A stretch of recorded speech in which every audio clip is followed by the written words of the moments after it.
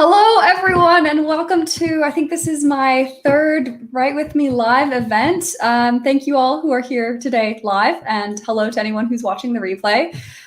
You guys should hopefully know me by now, so I'll just jump right into the introductions. I have Todd here on the line with me, who's a veteran writer, has written so many cool things, and is going to be writing a blog post live here before us all today. For anybody who's new to the concept, the Write With Me Live is a very casual event. In the past, I've written a blog post. I just share my screen and show you how I go through the whole process. Here, we're lucky enough to have Todd share his secrets. And come along. You can write alongside us. You can just heckle us, whatever you want. This is supposed to be a fun event. Todd, do you want to introduce yourself and talk to us a bit about how you're going to be doing it? For sure. So, you pretty much nailed the bio. I've been writing professionally now for a decade, a solid decade. I feel like that's one of those markers that when you get to say it, it's like, I'm just going to say it all the time. I've been writing professionally for a decade, kind of all over the map, really. I started in student journalism. So I was like on the school paper in college. A lot of the joke I tell a lot is that, people are like, oh, is writing your calling? I'm like, well, sort of. But then also what happened was, like, my friend Keith came up to me in the street at the Common Center of the university and said, hey, the newspaper is paying people $8.50 to write stories. And I was like, right on. I'm a broke college kid. I'm in. So I sold my career choice maybe for like $8, but a good price. It's been a good fit, and it's been tons of fun, and moving from the journalism field into this like medium space. It's wild because I graduated school in 2013, and so newspapers were already sort of like going under, but at the same time, as usually happens, and as I like to believe, you have another, it's something else that's rising, that's giving you an opportunity, and that's what I found with Medium. I've been there 5 years, something like 65,000 subscribers, which is just nuts, and it's a lot of fun for sure. Yeah. That's really cool. We got people from all over. We got. Can you see the comment section on the right here? We've got folks from Brighton, UK, Swansea, Whitby. Oh, I've been to Whitby. I love Whitby.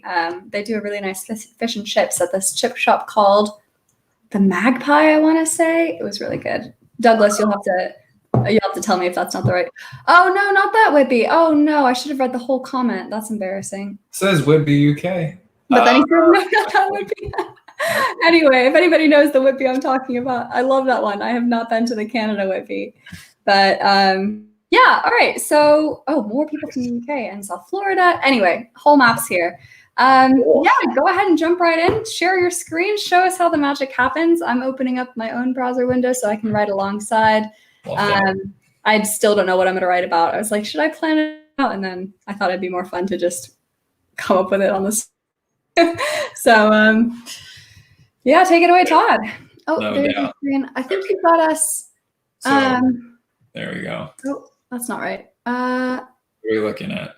I've got like a preview of the screen. It looks like that's just sort of a mirror of us. Oh, okay. Oh, I see it down there. Refracting into infinity. Now what? I think that's your profile, your Medium profile. We're looking at Medium now, right? Mm-hmm. Okay, dope. Cool. Perfect. So we are, in the process now. I'm a little nervous now that I'm talking about it, but I told Zulie, for everybody on the line, there's a level of trust that I was going to see if I could access with my process. And so I do have some like fail-safe ideas in case all of this goes terribly wrong. But the idea really is to pretend I have nothing and go through the sort of process that I might go through to come up with a blog idea. And the truth is, when you're doing this for a decade, when you've even been doing it for a year or 30 days or whatever it is, when you start to get in that pattern, the truth is you're never really starting from scratch because you have all these bits and pieces and quotes and things you found that you wanted to write, or books that you read that you want to review or whatever. But for the sake of at least teaching on the front end of this, how do I come up with ideas? I'm going to try and access that process. So for me, we're looking at Medium now. There are typically like a few ways that I would come up with an idea to begin with. The first one, which is frankly my favorite one here, is something I call stream of consciousness writing. And so every morning, you can see kind of this little thumbnail down here. This is my morning pages for 10:30. That's what today is. So literally, like, I wake up, I go on the run if it's a run day, I come back in if it's a run day. I say that like I've been running for, like I'm the super fit human. I randomly started running at the beginning of this year. Turns out it was a decent coping mechanism for this year. So I was going to say, it's a good time to start. Yeah, I know, right? It's like, and we are, a little lucky down here, in some ways lucky, not to be completely quarantined. I can actually, go outside. We're still doing the masks, of course, but I have a friend in Colombia who went through Colombia, South America, who went through points where, he couldn't leave the house, and they were, that was the policy. And so he had trouble, getting outside and doing things and being creative, but I feel very grateful to be able to move. So I come in, right. I'd be fresh from my coffee or whatever, have the tea, have the coffee, and literally just sit in here and being like, okay, it's morning. Zulie. Here we are. Wow. And literally, like, this sounds super dull and basic, but that's the process. And so typically, I'd go through and I'll be quiet and I'll try to like let this happen as it is. But it's an exercise I learned maybe in middle school to try and remove the logic or the brain from the process of writing. And so I'll go in here and be like, yep.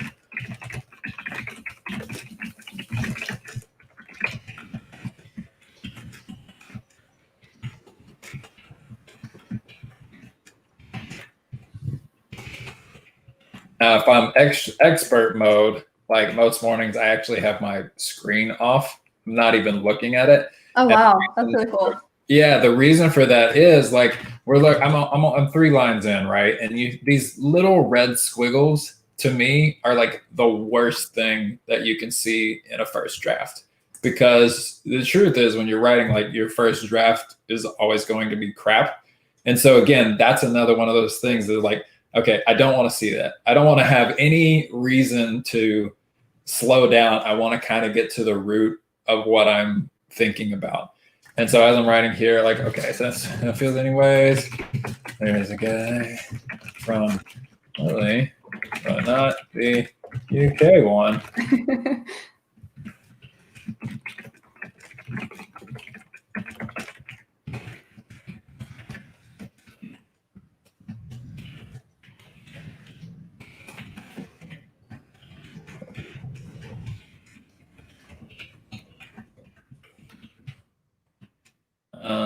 Okay, and actually at this point, I'm going to stop cold. Normally, I wouldn't necessarily like stop cold and explain it. I would probably keep writing. But one thing I do when I'm in this stream, if I think of the headline,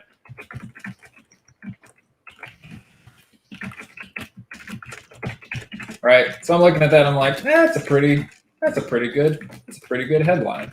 Or a similar post that was called "How to Write Without Fear." Didn't do that well, frankly, but I thought it was a decent idea. This is language that came from like a comment, which is something I try to do sometimes. We'll get into that in a second. But I'm looking at this, I'm going, okay, that's a decent headline. Okay, I don't hate that. And then normally, it's odd saying this out loud, but like, when I get into this space, I'll be thinking about, okay, it's a video. All right.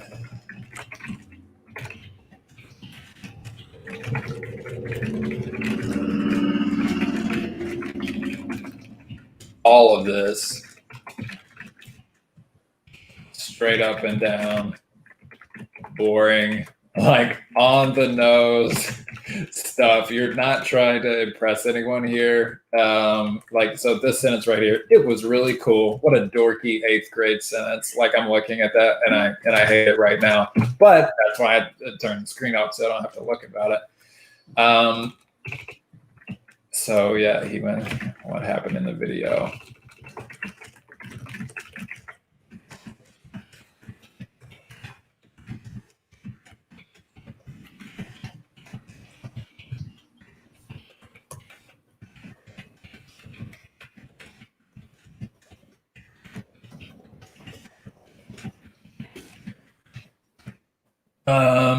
Open, his umbrella broke.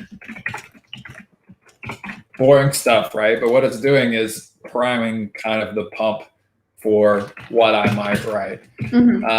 So again, here I'm stopping cold and I'm going, okay, based on some like popular headlines I'm seeing lately, a decent structure is to say, you know, how such and such famous person does a certain thing. Like, so for me and you, Zulie, like we see all the time on the platform, it's like, what Warren Buffett eats for breakfast, or like what kind of tea Steve Jobs drank when he built his stuff like that. And sometimes you can look at those things and you're like, oh, that's so cliche, that's so boring. But what I'm thinking about headlines, your headline has to stick out, and it always exists in this like space of a zillion other headlines.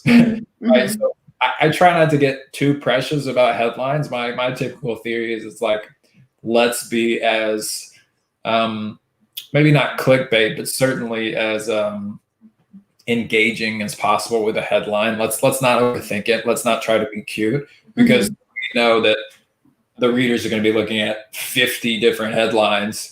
And if I have a headline like, you know, this is a like November, like if I try to get cute and poetic with it, it's not going to grab anybody in. So I might, in this case, okay, I watched a video about Obama. I'm going, okay, Obama, best stories. Here's how he does it. Something like that. Right? Yeah, makes sense. Another day, so I'm going to continue on, and none of this, again, I'm not pausing when this is happening in real time. I'm just gonna keep go, and there will be misspellings in this for sure. Don't care about that right now. Mix it in.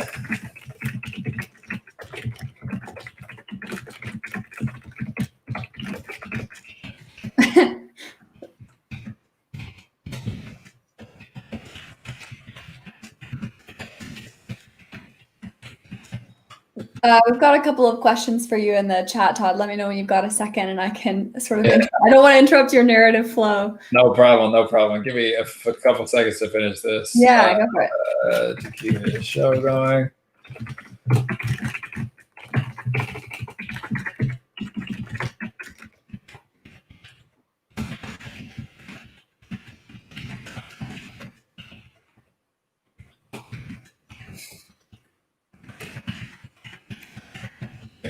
Okay, this is a cool stopping point because I can go, okay, there are a couple different angles I can take with this. And that's the cool thing about writing is there's a reason there's tons of content on the internet. And actually, there are a ton of topics you could potentially talk about. But actually, there are infinite topics that you could write about. But there are also almost infinite ways you could kind of approach that topic. So I might, like, I'm thinking about Howard Stern now because our Sirius, you know, a new car came with like the Sirius thing, and I'm going to cut it off whenever it finishes. But yeah, he's an excellent interviewer. And so my headline might be something like, Howard Stern. Immediately, I'm like 2 hows in a row. That's weird. I gotta come, but whatever. How Howard Stern became radio's. Okay, right. So that's one. Maybe I'm writing it and I don't have this, but let's pretend like I have a regular appointment with or a column with like Better Marketing. In that case, it'd be something like this. Yeah, Howard Stern, zero place. That's a little on the nose. That's not really tantalizing, but that's like the start of something because we're marketing. This word right here is going to be interesting, but maybe I'm trying to write a culture piece, and I know these things about Howard Stern. I know that, you know, back in the day, I used to watch it when I was a teenager. My friends and I would embarrassingly like stay up late when all our parents went to sleep, and we would watch Howard Stern because he would have this super like racy and scandalous show. Sure. So maybe my headline is, did Howard Stern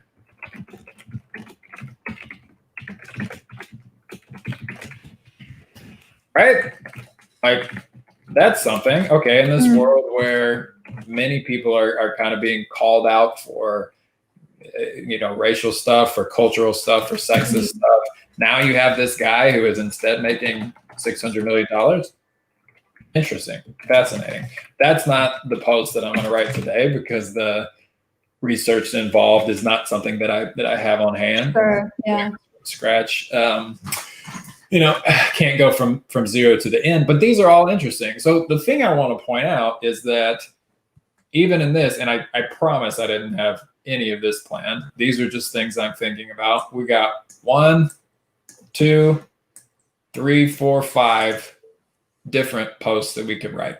That's amazing. And you've done this all in 17 minutes. That's including like a couple of minutes of small talk at the start and my Whitby mix-ups. That is so cool. I normally I have a opposite process, I guess I would say, where I will be going about my life. I'll have a headline idea. I'll put it in the Medium app. And then if I ever run out of ideas, I just go through my Medium drafts and be like, oh, okay, that looks interesting to me. Yeah. Yeah, go ahead.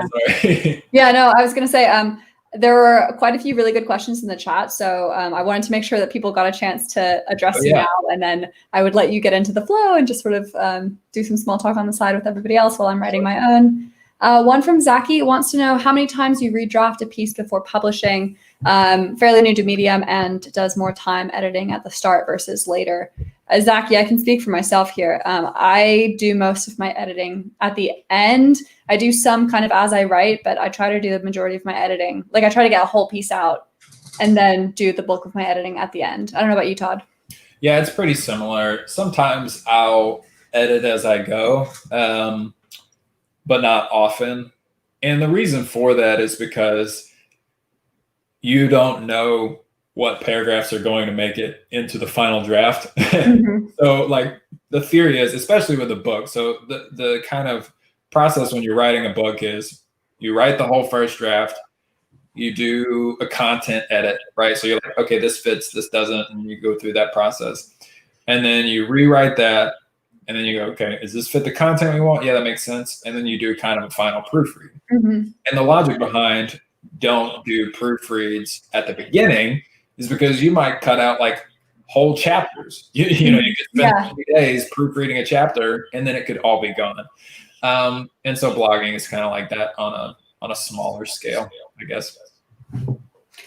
Yeah, that's a really good point, that especially in the beginning when each sentence could turn into like a fully fledged paragraph, you don't want to cut until you have to. I guess that, I guess like the concrete answer, Zaki, is that I typically edit I go at like 3 rounds. So I'll do the first draft, I'll do a second draft, which is like the content and proofread simultaneously. And then the third draft really is to add like funny things, cool things, and like energy things. Okay. So there you go. Yeah. A lot of people admiring the speed and accuracy of your typing, myself included. When I type that fast, like 50% typos, so very cool. Okay. Where someone's just joined and wanted to know if you were just brainstorming ideas. That was the whole purpose of your Evernote strategy. Was you do this in Evernote every morning, right? You sit down, you just start sort of conscious streaming until you come up with some headline ideas, and then go from there. Yeah, 100% Evernote. And sometimes, like, to be honest, like I don't want to make it seem like I come up with 6 headlines every morning. Really, what happens at least half the time is I just write a bunch of nonsense and then it's done. And I don't come out with anything new, because I'm either like rehashing something I just wrote, or like maybe I was really busy yesterday and I didn't, hang out on Instagram watching Obama videos. But the reason I keep this process in place is because normally, even if I don't come in with headlines like in the process, what happens is, like, I get up, I take a shower, and then it's like, there's the thing, so it kind of, all writing is easier once you get into this piece. Like, if you can start typing and just type, writing is easy. It's the thinking that's the hard part. And so if you don't overthink it that's the kind of the point of the morning routine. Yeah. All right. Some more good questions, but I also want to let you sort of go ahead and get started, because I'm interested to see how you go from this to the actual drafting plan. So again, for everyone doing this is my first time doing this. So my thought was just sort of to let Todd type, and I would be writing mine as well. I'd be doing some sort of some question moderation, maybe answering some myself, asking Todd as well. Hope that sounds okay for you, Todd. And if so, we can jump right in. Sounds great to me. I did want to confirm you were talking about having drafts, 184 drafts here in my Medium. So that's just we could go into probably any one of these and edit or something. But I think that I will, I'm going to start from scratch, and I'm going to go with this guy right here. Okay. And I'm going to get into it. And so you tell me, how often I should interrupt myself and say anything. Yeah, when I was doing this, I just sort of would explain kind of what I was writing and why I was writing, explaining my process. I typically do it in chunks, so I'll do paragraph title, paragraph title, paragraph title, and then I'll kind of write within those. So I was explaining that as I did that, and I was like, oh, I really want to have a statistic here, et cetera, et cetera. Nice. But honestly, up to you. If you need dead quiet, I can also just sort of explain my process and answer questions as I see them come up. Okay. Up to you. Cool. Right on. So I'll try and here's what I'll do. I'll try and talk and write, and then if I go silent for 10 minutes at a time, that y'all will just have to, sorry, that's part of the writer's life is very, very quiet. And so, sure. We'll get into it, and then if I think there's something worth pointing out, I will. And if not, I'll just shut up and write. Yeah, I'm excited. Okay, I've got my my idea in mind as well. I'm going to talk about there's a local chicken farm near me that was losing $30,000 a month because eagles were eating all their chickens, and they actually turned it into an advantage. They're doing really well now, and I'm hoping I can get it into better marketing. We'll see. So that's my plan. Amazing. Back on, Todd. Cool. Right on. See, now I just want to think about chickens and eagles. This is sorry. It is very cool. I love chickens. Cool. Okay. Cool. All right. Let's see. So I want to tell the best stories. Okay. So here we go.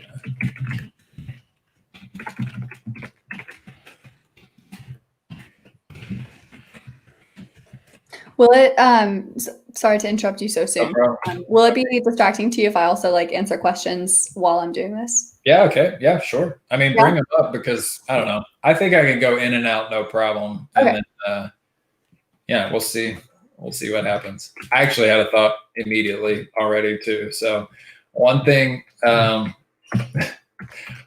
love to do writing intros is, so you're on screen, right? Typically when someone writes a story about any historic figure, the first sentence is something like this.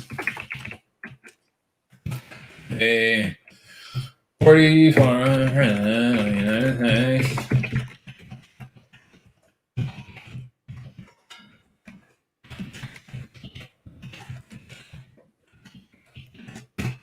Okay, so when you do this, fine, right? Is there anything wrong with a sentence? No. Is there anything grammatically wrong with a sentence? No. Otherwise, Grammarly would tell me.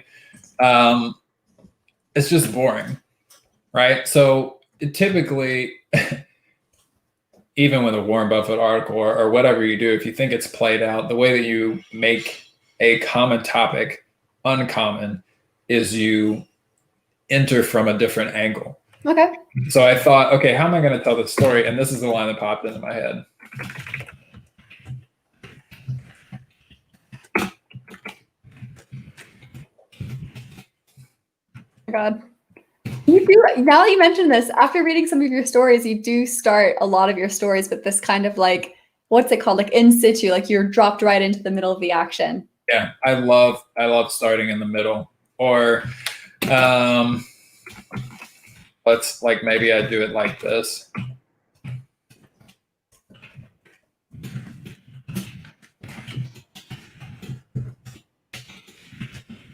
Right, so you start with a quote. I think that's a really fun thing to do. Maybe if I was pulling out an Obama quote, I'd put that in there. Mm-hmm. But sometimes it's usually when I'm like working with a publication and they're going back and forth on edits, they don't like this so much. They'll be like, all the world's colors, blah, blah, blah. Or they'll be like, every leader must be able to captivate an audience with a story. I'm saying that like sarcastically, but this is okay, right? Mm-hmm. It's fine. Usually for me, I love to read people's personal stories. Mm-hmm. And typically if I'm reading something that they're writing about mm-hmm. any topic, I want to know their connection to the topic. Mm-hmm. Right? I'm not necessary unless you are a historian, which is fine. I want to know like what's your context for all of this. I'm not going to take it for granted that you're going to tell me new information that I can't read on Wikipedia unless you pull me in like with your story first. So that's just a thought on how I start. Like I try to start things in the most bizarre way possible, and I'll open up the Evernote here and look at, so like this. Here's haircut in France. The haircut sucked, but I wasn't about to say so. Right? So this is something I wrote on my phone, mm-hmm. like walking down the road because I remembered it. Like I was like, I was walking my dog, the mind's wandering, and I think of when Kate and I were in Paris and the guy gave me a haircut and he like basically scalped both my sides and I was almost bald here, and I went home. I was so embarrassed, and I was like, you know what? That's kind of a good start to a story. Where is this going to go? I don't know. Who cares? And that's why I say that I typically don't start from scratch because I'm always like, you've got a lot of material already lined up. Always, yeah. So like, let's talk about dead politicians. Loved that. This took me 2 seconds. I wrote it down because I didn't want to lose it. And I think to me, writing is putting a puzzle together as much as it is like doing a process from beginning to end. And so I'm always pulling like, oh, I read this story. Okay, now let me figure out one of my own lines that I really liked. And then it's all very chaotic sometimes, but to me, that's the way. Writer's brain. I recognize it. Yeah, for sure. So let's see. Yeah, I'm gonna get rid of this. Any of you out there also working on your own blog posts? And if so, drop the title if you have one in the chat. Love that. I think I can't see those comments until I go to this like warp screen. Do you not have dual monitors? No, see. I got fired, and the thing about employment is they take all the stuff back. It's like so I only have the one monitor right now, and actually I kind of like it. I guess it's easier to focus. I can't believe you. I still can't get over the fact that you do all of your brainstorming with the screen off. That's such a cool idea that I have never heard about before. 100%. It's I don't know. Sometimes screens just bother my brain, and I don't know. I think it's just the little nitpicky. Like honestly, it's the red squigglies as much as anything else. I don't want to think, oh, I'm making a mistake. You need that freedom to be like, I can do anything I want and nobody cares, which is to me one of the reasons that writing is so cool, because you get kind of this contained space to daydream, which you're doing anyways, probably if you're a writer and you're watching this, but you get to do it on paper, or on a keyboard, which is neat. My cat's decided to join the live stream. I have to say, this has been really cool. I feel like you've really turned this into like a writing workshop more than anything, which is really cool. Cool. Awesome. Didn't mean to do that. I love it. Hello, lady. I was gone for 2 weeks on holiday, and when I got back, she was like obsessed with me. She was perching on my chest when I was sleeping. Like I woke up and her face was right here. She was breathing my breath. Very weird cat. Aww. But she's devoted to me. I have two somewhere. They don't come around when I'm talking. One of them likes nobody, and one of them likes my wife only. And so the one that likes nobody and I typically get along because he and I are both like, "What are you doing in my house?" That's my relationship with cats. Yeah. Okay, here we go. We're writing now. All right, go for it. Go for it. I'll just feel free to interrupt with comments at any time, because I can't see those and I don't mind addressing them. Yeah, can do. Sorry, Astrid, move. Oh God. Yeah, we've got some interesting titles coming up. We've got Peter Edwards is doing How Not to Present Ads When Selling. Someone FPMA, I think that's Amir, doing Is Lack of Exercise Worse Than Smoking or Diabetes? Another weight-related one, How I Lost 24 Pounds in 3 months by Eating Chocolate Every Day by David. Sometimes you have to teach a man to juggle to get any work done. Very intriguing, Matt. Ooh. Making Money is Not a Financial Goal from Ryan. Heroes in Everyday Life by Alice. These are really cool. I'm excited. You'll have to post the drafts in the YouTube comments when you're done, because I look forward to reading some of those. Those sound cool. I'm trying to come up with my own catchy hook for my bird one. So far, I've got that it was a typical free-range poultry farm until it was invaded by a group of 80 bald eagles, which, if I were a reader, I would be very intrigued immediately. I would want to know about those bald eagles invading a poultry farm. But yeah, we'll see. Yes, if you do have any questions, feel free to just drop them in the chat, and I will use my discretion to decide if we can interrupt Todd to figure out the answer to those or not. Perfect. I've had this one sitting in my drafts for like months. I'm excited to turn it into a story now. If they've got a press kit. One thing I learned for anybody who does branding or marketing stories, if you're writing about a brand or a company, they often have like a press kit somewhere on the website with very high quality images that you can use in the in your story. So I recommend checking that out. Press kit, they must have one.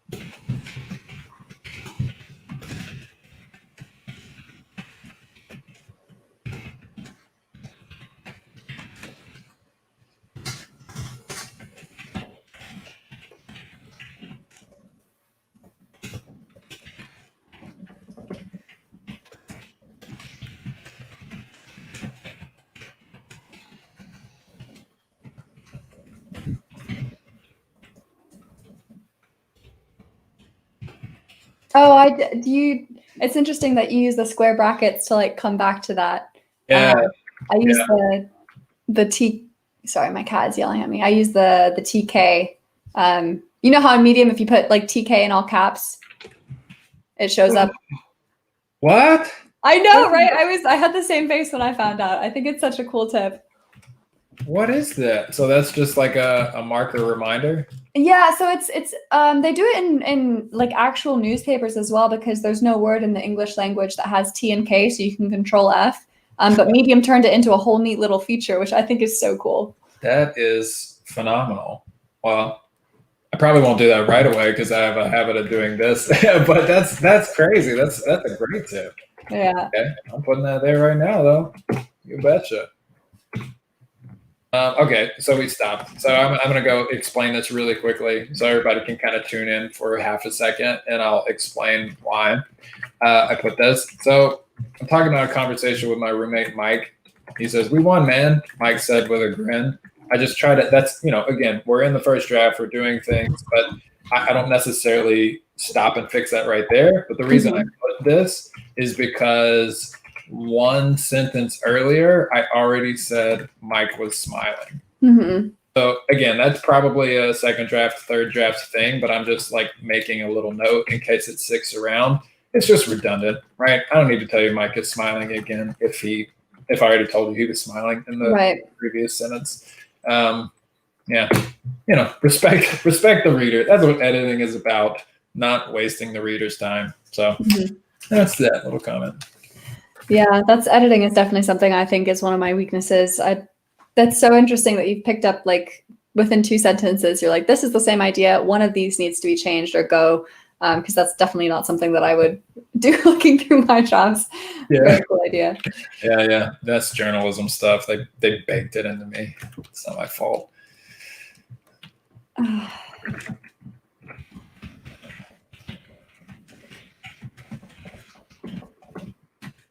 Does anybody knows the name for a group of eagles? I'm gonna have to Google it.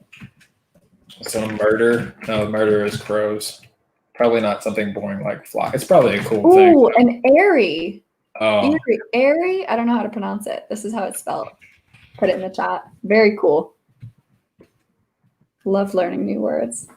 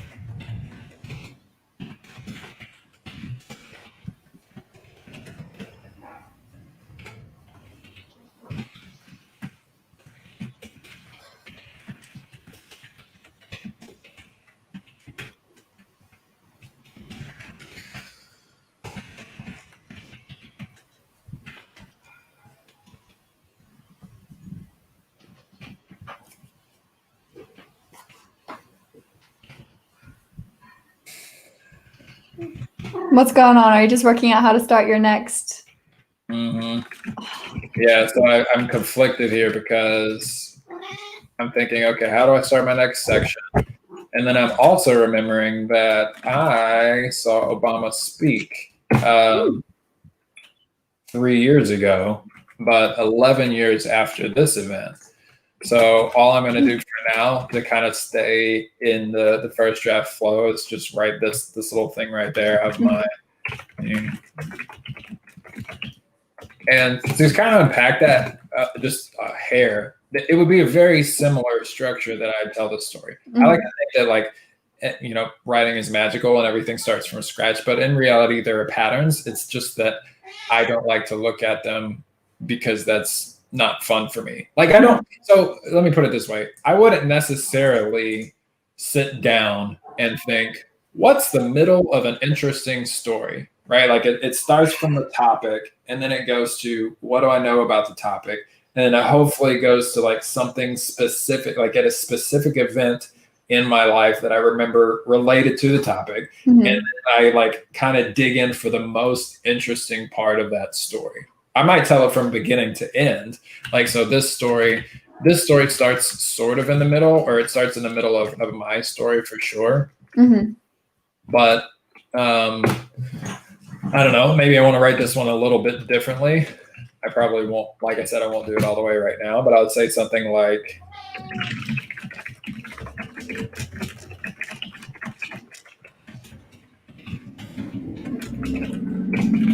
and again, boring, but I could tell that story instead of this story. So one reason I might want to do that is because everyone experienced the end of the election. Everyone got to see my man like live on stage. Right. Okay. I might switch to that. One reason is because maybe when I'm writing this out and exploring this, I remember another story he told. And so, right, we're talking about stories here. And maybe I figure something out, you know, I can find another thread in there to tie to the rest. Mhm. But for now, I'm going to leave that right here. Okay. And then go on with my next section.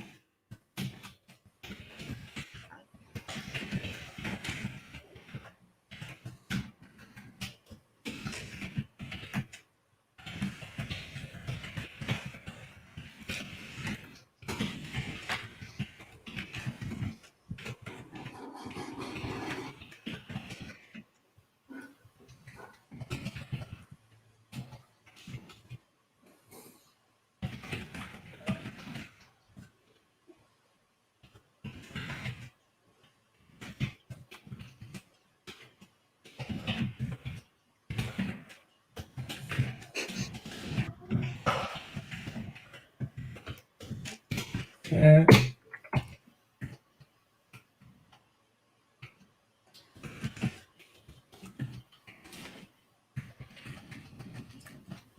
You've got a really familiar tone in your storytelling, which I really enjoy.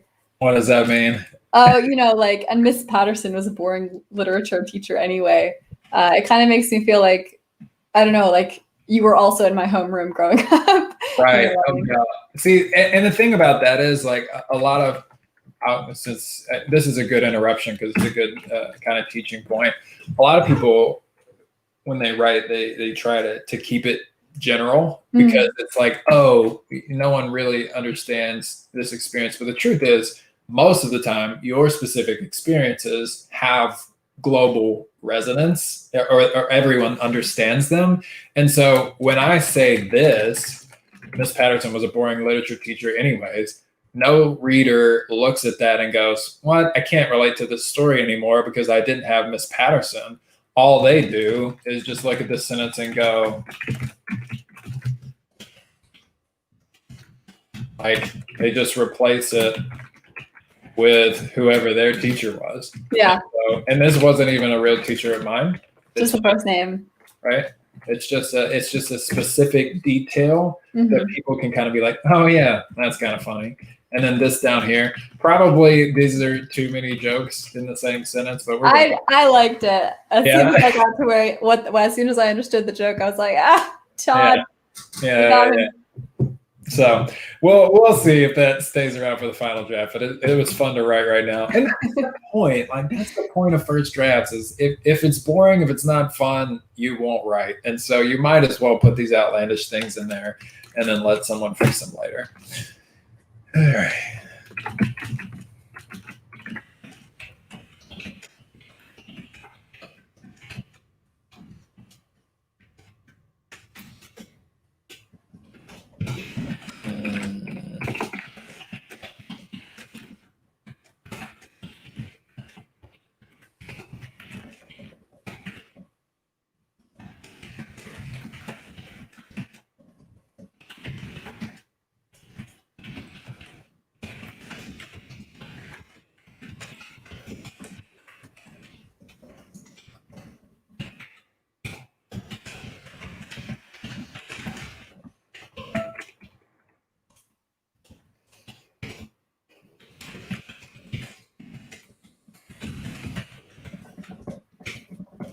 Oh, okay. That's what happens that's the noise that my brain just made.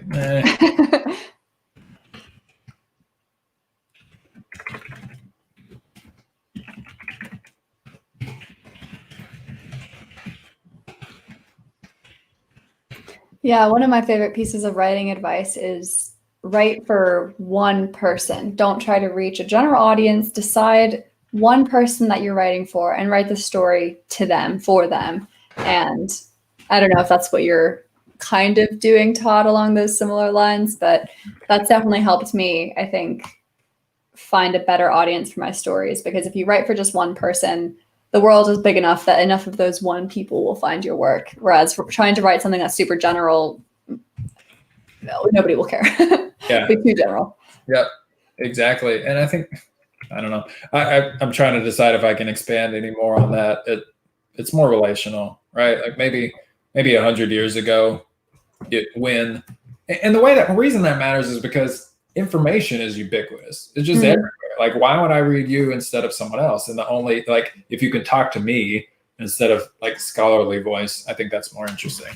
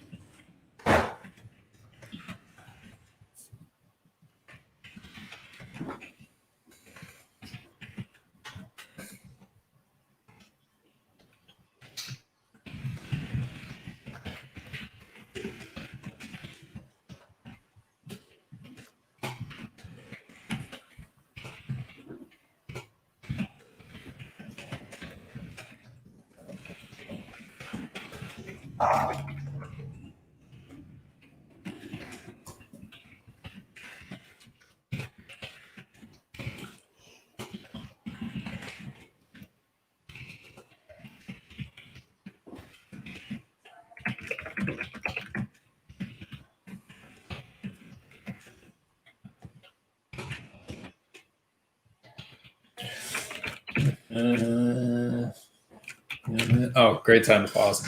I'm looking for an example here. Mhm. I love to give examples in threes, but one never feels like enough. And so, literally, I'm sitting here writing this right now. What I would do is go, boop,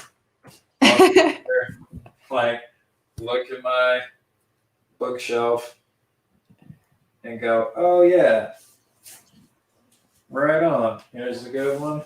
Here's a good one.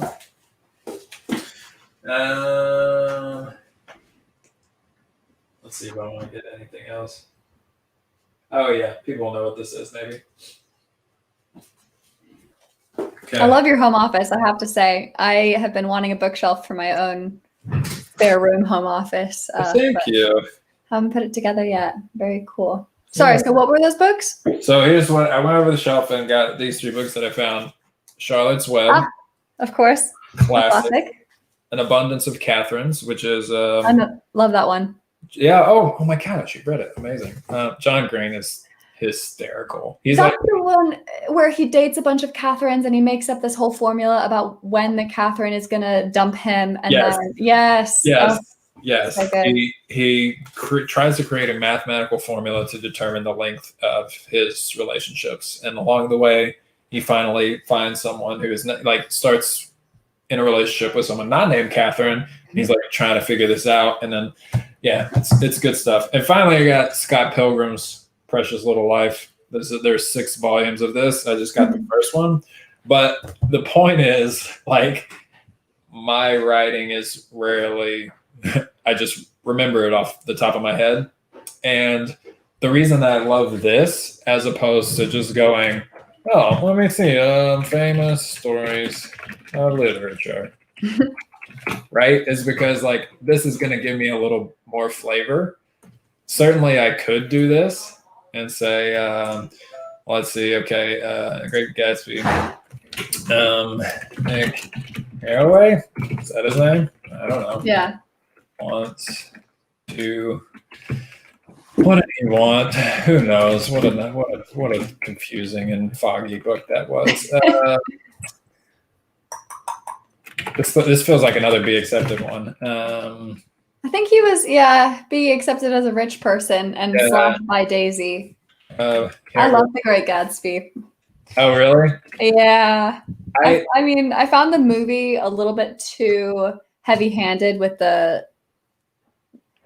literary metaphors, but I liked the book. The most recent movie? Yeah, the one with Leo. Yeah. Oh yeah. I've got another on my shelf. It's a good time. With a different sort of crowd.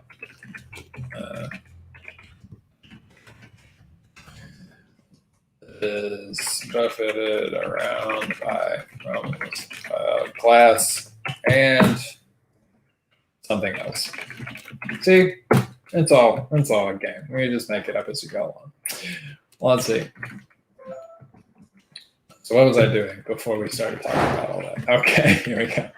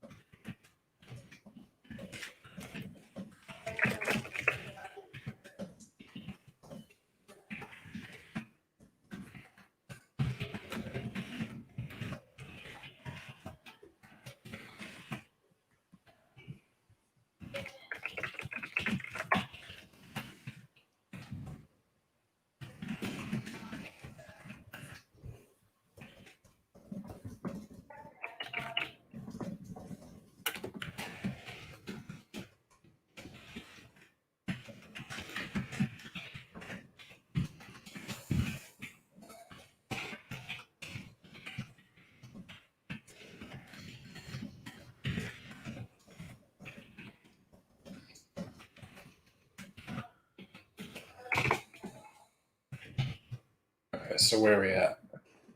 This is something I'll do every once in a while. Is I'll go, I'll give it this number right here, and I'll look at the number of words. Do you do that while you're writing? Yeah, I do.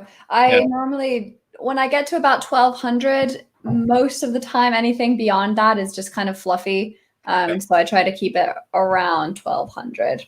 Yeah, for sure. The only reason that you might, I don't know, maybe this is speaking to Medium specifically. Some of it's like trial and error, figuring out what works or gets you paid, or is like, I guess, the most resonant in audiences. But I find that like that 4 to 6 or 7 minute read is like, that's like the zone. For me too, yeah. Certainly for me, because there are people on the internet. George Zigos is one. Who's the other? There's another writer who consistently writes engaging, somehow 15-minute reads. Dan Moore is very good at that as well. Dan Moore. Dan Moore. He writes beautifully. What a champ. I read how did I meet Dan? I read an essay of his on Medium that was called "My Mom is a Rock Star," and it was just like, I'm weeping by the end of this article because he's one of the best in the biz as far as like writing that kind of. And again, this is I was going to take a huge tangent, and I'll try not to finish. I'm ready. Okay. Dan has a different style, although he is conversational. He does not write the way that you would speak. And so he might throw in a word like felicitous, which no person would ever. And so, but that's like his style. You can break out these big adjectives, and you can go through. Oh, is that my light that shut off? Okay, no worries. Now we're really casual. Yeah, so he can throw in these words that most of us would have to use a thesaurus to look up anyways, because that's his style. And it takes him longer. You can see, I don't know when the last time he released a post was, but he is more infrequent with his releases because of this. And it's just a choice, right? Like, it's what you can do as often as you can do it within the life that you have and to the standards that you want to meet.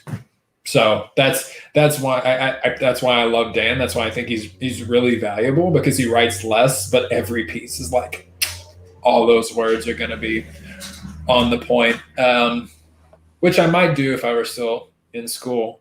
But I have a little bit of like wanting to kick stuff out the door, and so sticking with a piece a long time wouldn't necessarily make it better.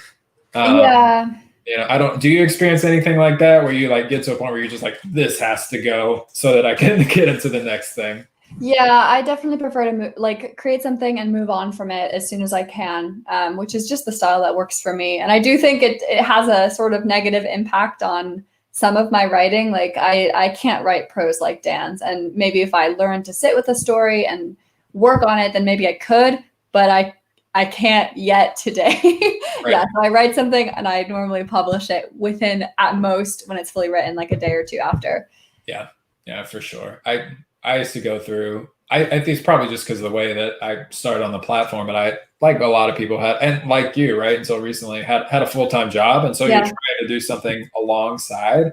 And because of, maybe it's just me, maybe it's, I know there's a thing called the forgetting curve, which is like, if you don't reinforce knowledge within 48 hours, 93% of it just like falls out of your head. And so that's why I would rather write for 15 minutes every day than write for an hour every 4 days. Yeah. Because it takes me that much longer to like get back in it. Yeah, I do. Like when I was on holiday, when I came back, I find it really hard to get back into the groove. Yeah. It was like, it took me a while. I had all these story ideas, but then I sat down and I was like, my fingers aren't working today. I don't know what it is. Right. Yeah. Yeah. Writing is it's a physical process and a mental process, and you have to have kind of both things clicking at the same time for it to be good. Um,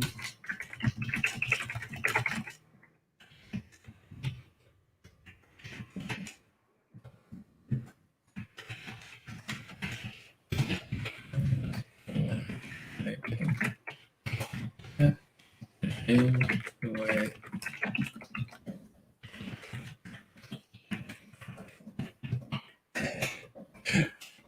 Might or might not leave that very dramatic ellipsis right there. I don't know. We'll see. I know some people use them just to end a sentence, but I have to say, whenever I read them in like an email, I take them very personally. I feel like they're an attack. Like, yeah, you'll be hearing from me soon. ... I'm like, will I be finding you outside my house tomorrow? Like, right. Yeah, for sure. Context is everything. Yeah. Okay, let's see. How are addressing the audience? I hope all of y'all's stories are also going well. I'm doing okay in mine. I've got maybe like 200 or 300 words. It's all right. It's an interesting story. I don't think it's going to do very well because I don't think that many people care about chickens and eagles. Maybe I'll be pleasantly surprised, but nice. I find that those stories are fascinating, but maybe it's I don't know. There are different forms of readers. With the more I could, I've been, like I said, I've been in this for a while, and I've been doing, personal development certainly, or that kind of mode for 5 years now, and so it's the fringe pieces that I'm more interested in, but I read more than most people, I think, and so that's the weird game, Zulie. Is it's like, as a writer, you sort of want to write things that are mass appeal, but then like you get this idea and you're like, oh, I gotta go like follow, I gotta go. Like chase it down. So I don't know. There's a balance of indulging yourself and giving people something that's entertaining, valuable, helpful, etc. Yeah, I try to write 3 pieces a week, and I try to do one listicle because I've learned from long experience that my readers love psychology-based listicles. Yep. I try to do one on current events, normally something I've seen on Twitter or TikTok or something, and then I do a third one that's just for me, like just for fun, because I couldn't get the story out of my head. I love it. But yeah, this month I wrote too many interesting stories and not enough money-making stories. right. We'll see. Yeah, at least you had fun. Yeah, exactly. I mean, what's the point of it if I'm not having fun? I might as well go do any other job. Right, exactly.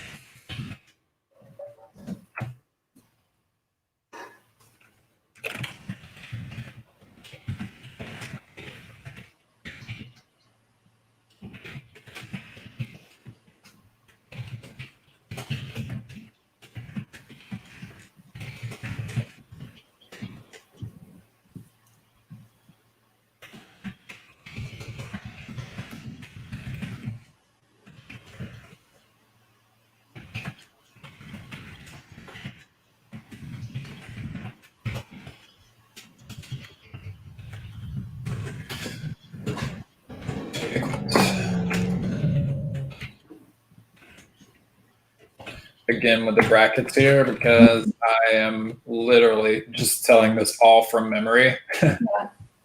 And frankly, okay, yeah, no, I will make a stand. I was like, am I going to even say about this? There's no reason that I couldn't just make this up. And everyone would read it and be like, yay, Todd, like that would probably happen. But I guess it's the journalistic background. I don't know if it's like something I read along the way, but even in stuff like this, I don't like to guess. Like in a world where I could literally go, okay, grab my phone. This is a story I found on Instagram. Go click where I bookmarked it and get every word exactly right. I'm going to do that because I feel like that's the responsibility of a writer to get quotes right when they're coming from someone else. Okay, yeah. And the second big one is to credit people when you get an idea, right? So that's something I actually missed up here. Yeah, I was going to ask about that idea. Like, did you make that up on your own? Because if you had, would have been very impressed on the spot quote from Todd. Genius, right? Yeah, and so I would put something like this, and I try to do it a cute way, right? Because I think attribution can get dull. So I would say something like, I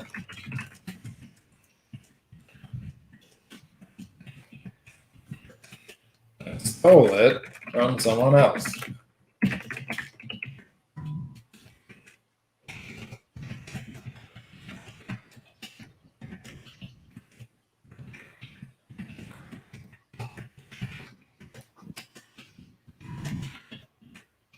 So this does a few things, right? One of the things it does is it says that I didn't come up with this, which can be like good or bad. It's kind of nice for someone to read and be like, "Oh, that guy's clever." I'm much more concerned with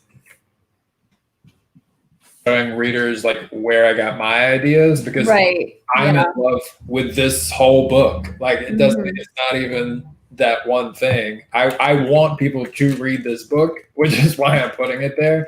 And that's, I don't know, that you could say it's altruistic because like, oh, writers are supporting other writers. I just believe giving credit is the right thing to do in a world of like copy and pasting heroic sounding lines.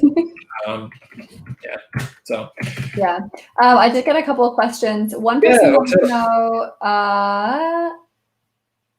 what point in the process do you decide at what publication you want to publish it in? I know by the time I've written my headline, I've got an idea, but I publish in a very narrow set of publications. What about you, Todd?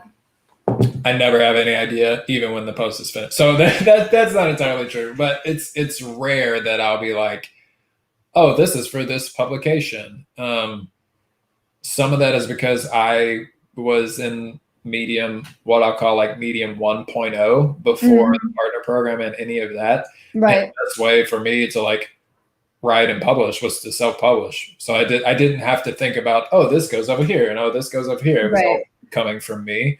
I'm starting to do that again a little bit because publications are swamped. It can take a long time for a post to get out. We have previously mentioned my lack of patience and attention. And so sometimes I think the one publication that it's usually very clear is Better Marketing. And really that's kind of a hat tip to how well defined their publication is. Because I always know, and P.S. I Love You is pretty well done as well. It can sometimes get watered down, but if I'm writing about relationships, which is rare, it'll go in P.S. I Love You.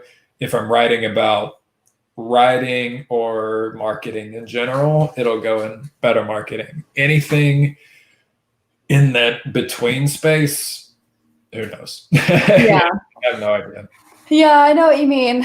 I think I love to publish with P.S. I Love You because, like you said, very well-defined niche. And they get back to me sharpish. Like within a day, they'll be like, yeah, this is perfect. We'll publish it whenever. Or they're like, sorry, this isn't a great fit. You should try this somewhere else. Love that. Better Marketing, again, is a solid one. Plus, I see, like, especially Sean has such a knack for telling stories that do really well there. Sean Kiernan. Are you having him on? Is he coming? I should ask him to come. You should. I had him as I interviewed him a while back. It was so cool to hear about his process and like how he does what he does. It's honestly amazing to me. But yeah, so where was I going? Oh yeah, he's always writing his brand stories but he tells them like almost like a comic book style. Like it's so dramatic and he's got such clever headlines. So that's one of the reasons I always hope that mine's going to do as well as his in there. So far, no luck, but keep trying. Yeah. Sean is, I don't know. He's incredible. I don't know how he does what he does. I met him on Quora actually. Maybe 4 years ago and so Quora is another platform where people ask questions and you can answer them. And it originally started as like, you might know this, I'm saying this, I guess, at large for the general audience. You would ask questions and people could go in there and answer them. And the idea, I think, at the beginning was just creating these little avenues of knowledge around topics. Like Stack Exchange is a site where you can ask questions about code and coders would come in and answer.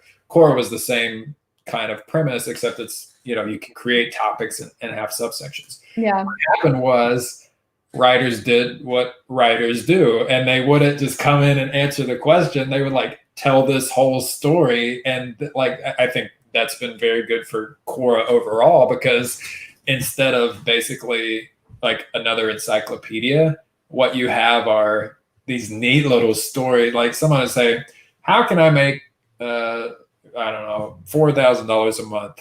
And then you wouldn't just get like, oh, do ABC. You would get someone's story about how they built their business, how they overcome. And so Sean built his craft there. And I think that's a cool way for anyone writing. If you don't have a platform, go on, or if you don't have like prompts, if you're having trouble coming up with ideas, go to Quora, type in a topic you're interested in writing about, and just start answering questions.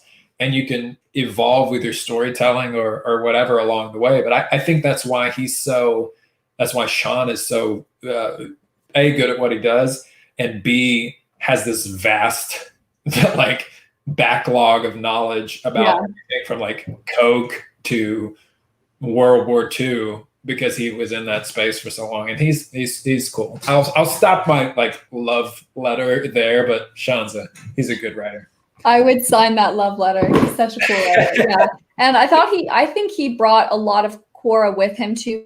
When I saw, like, I guess no one writer will have a huge amount of clout on one platform, but I did see after he started writing in that style on this platform, I saw more of these shorter, engaging, punchy style stories. And I think he did have that effect on the platform, which is really cool.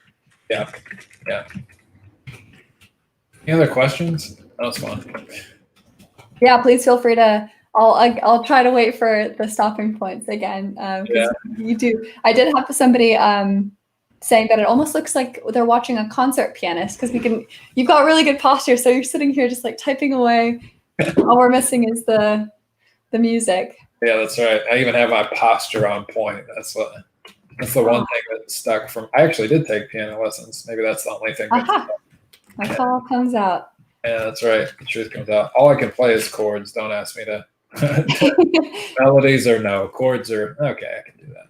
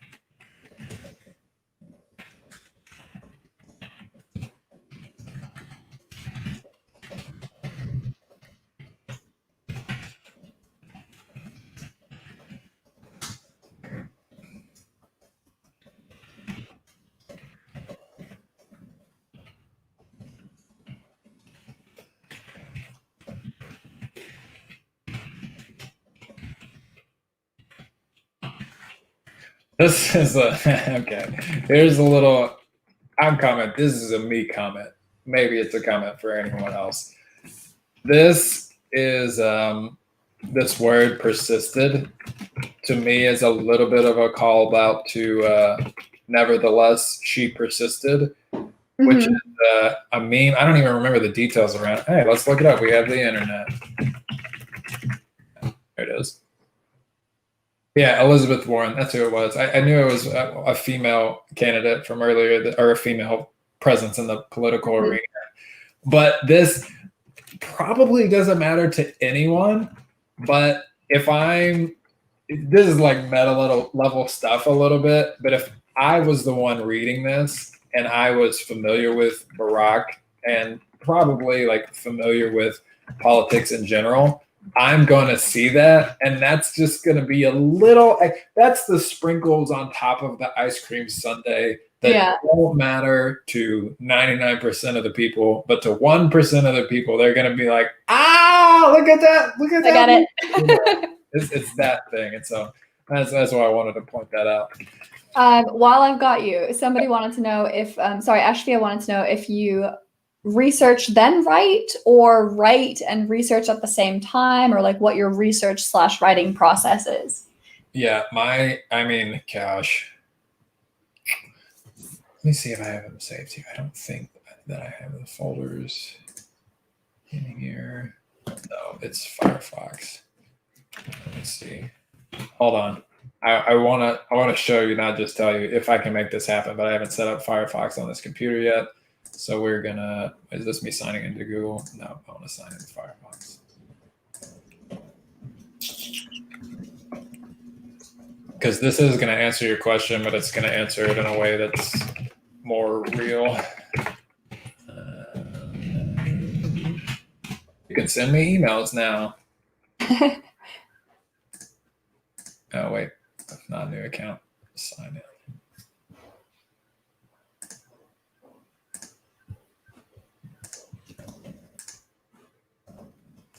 What's happening? Am I missing a button that says sign in to something that you already have? Well, we're going to see if we can do this. And then if not, I'll just tell you.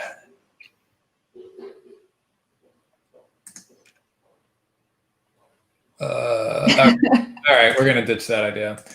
Normally, the reason I said that is because you're catching me. I started all these tabs fresh. But if I was writing the Howard Stern post right now, which is something that I would want to, or if I was like later in the draft of something that I felt like needed a little extra context, my tabs bar would look like this. Like I would have, probably that's mild. Like it'd be more like that. I would have, and these would all be different searches. Like I would have the quickie, like I would have that up.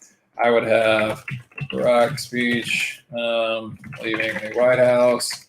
You know, so a lot of times, to answer your question directly, my research and writing often happens at the same time, which is kind of a no-no by the book, because it's like, oh, well, you're wasting time. But for me, often those little nuggets lead to like an entirely different direction. Yeah. You know, like, so with if I was writing that, what did we say? It was a Howard Stern I was thinking about earlier. I think so. Or Daniel Webster. Don't know much about him. It depends on how much I know about the task at hand and or the topic on hand, and how clear my direction is for that post specifically. Okay. Yeah. If I need the context, I will open a bunch of tabs and kind of do some reading. If I get stuck, that's it. I'll just go like read stuff about what I'm writing about for 20 minutes. And then when I, again, find that spark. Yeah, I get that spark and come back. Yeah, I research as I write. Sometimes I research after I write. Like I'll have a very dubious claim in here and I'll be like, did I make that up? Does that exist? I'll like Google it to make sure it's real. 100%. But then, yeah, like I'll, similar to you, I guess, like I've got tabs, and then I'm a chronic tab closer. I hate having more than like 3 tabs. So I copy and paste links into my story. And if I see a really good quote, I make sure that I grab that and put that in and attribute it before I forget about it and lose it, which has happened too often to count. So I've learned my lesson. Yeah, 100%. I guess I typically, I don't know, I'll say I try to keep my tabs under control, but it's only because I use keyboard shortcuts to hop in between, and that's a very comfortable kind of, never. yeah, in flow thing for me. So we do have a couple other questions, if it's okay. Emily wanted to know, do you think it's best to find a specific niche? Now, I've got very strong thoughts on this, but I'd love to hear what you think, if you should have a niche on Medium. Maybe. That's such a cop-out answer, but yeah, it probably depends on what you want. I do tend to wander. I'm actually super curious as to what you have to say. I partner with Tim Denning, who will write about anything under the sun. He doesn't care. Has a conversation with a woman at a bar. He'll write about like relationships. Talks with an app founder, he'll write about that. And because Tim is so good, like he can extract those lessons and do it really quickly. And as we both know, Tim writes at a high frequency. And so his monitor for what makes a story is just really, really wide because he's not in a niche trying to write 8 different, articles on the same topic a week. I do try to keep it generally in the like marketing, personal growth sort of thing. But I'd like to, I guess, sprinkles. I don't know why I'm doing all the sprinkles today. Insert other genre or niche elements. So it's not uncommon for me to write a marketing post that includes a story of my wife yelling at me for leaving the dishes out, I guess is what. So, kind of humanizing a niche topic by telling stories of me that don't have anything to do with that niche. So that's way too much words. You have strong feelings. You talk. My strong feelings is that everywhere else on the internet, you need a niche. I have a cat Instagram account, and people like one very specific type of picture I post there, which gets like thousands of likes. If I post anything other than that, I'll get like a quarter of the engagement. On blogs, like traditional WordPress blogs, you had to talk about travel or cooking or photography or one thing. That's why everyone came to you. Medium's different, in my opinion. I think on Medium, if you have a thought and you think you can turn it into a story, this is the place to do that. It's because people don't come to you. I guess it's similar to what Medium themselves say. It's relational. When I talk to you, Todd, I don't expect you to only talk about personal branding. I talk to you about life and career stuff and friendship and, whatever else. And I think that's what Medium's trying to do with their topics. People come to me because they know that I talk about my cats. I talk about, I'm drawing a complete blank now, chickens and eagles, whatever. Whatever random topic. And if they don't like that kind of stuff, Medium's algorithm won't show it to them. So there's so much more power to write about what you find interesting. And I think personally, that makes for much stronger writing because you don't feel penned in. You don't feel like you have to stick to one thing. Write about what you care about, and that makes your writing better. So that's my getting off my soapbox now. I love it. That's good stuff.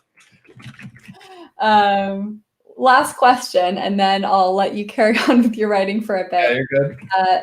Zaki wanted to know just some thoughts on like headline pattern. I'm in the same boat as you, Zaki. I do get tired of seeing, sorry, you can't see this, Todd. He says, when I open my Medium and see the flood of headlines following top X reasons for Y, etc., I get quite tired. What are your thoughts on this pattern of headlines? I hate it, but again, like, do you mind? I'm actually going to share my screen for a minute, and I want to show. I want to show you all my most popular stories. See if you notice a pattern. Share screen. Oh, it's frozen. My computer hates me. All right, here we go. Hang on. Might be something. Yeah, so I'm going into my stats page right now, and then you can see my top viewed stories of all time. Loading. I've written a lot of stories, which is why it takes a while. So if you like 6 habits, 4 traits, 7 traits, psychological trick, psychological reason, simple scientific strategy, scientific trick, 6 habits. This is what people want from me. When I want to write something that I know I'm going to make a lot of money on and get a ton of views on, these are the headline tricks I stick to. And I feel like I'm selling out because it feels like clickbait, or like listicles aren't really that good. But this is what I've realized people are most interested in reading from me. Not my audience necessarily, not the people who follow me, but readers on Medium.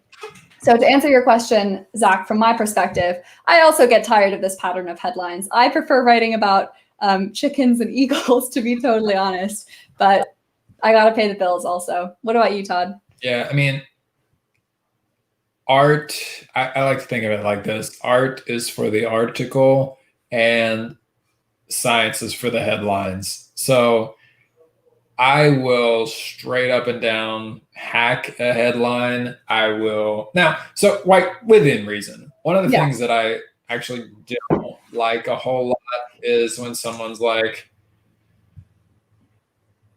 I made $2,000 this month. Here's how. And then the next month it's, I made $3,500 with a paperclip and a pencil. Again, y'all can take that with a grain of salt because like clearly it works. But so some of that is like you drawing lines where they need to be.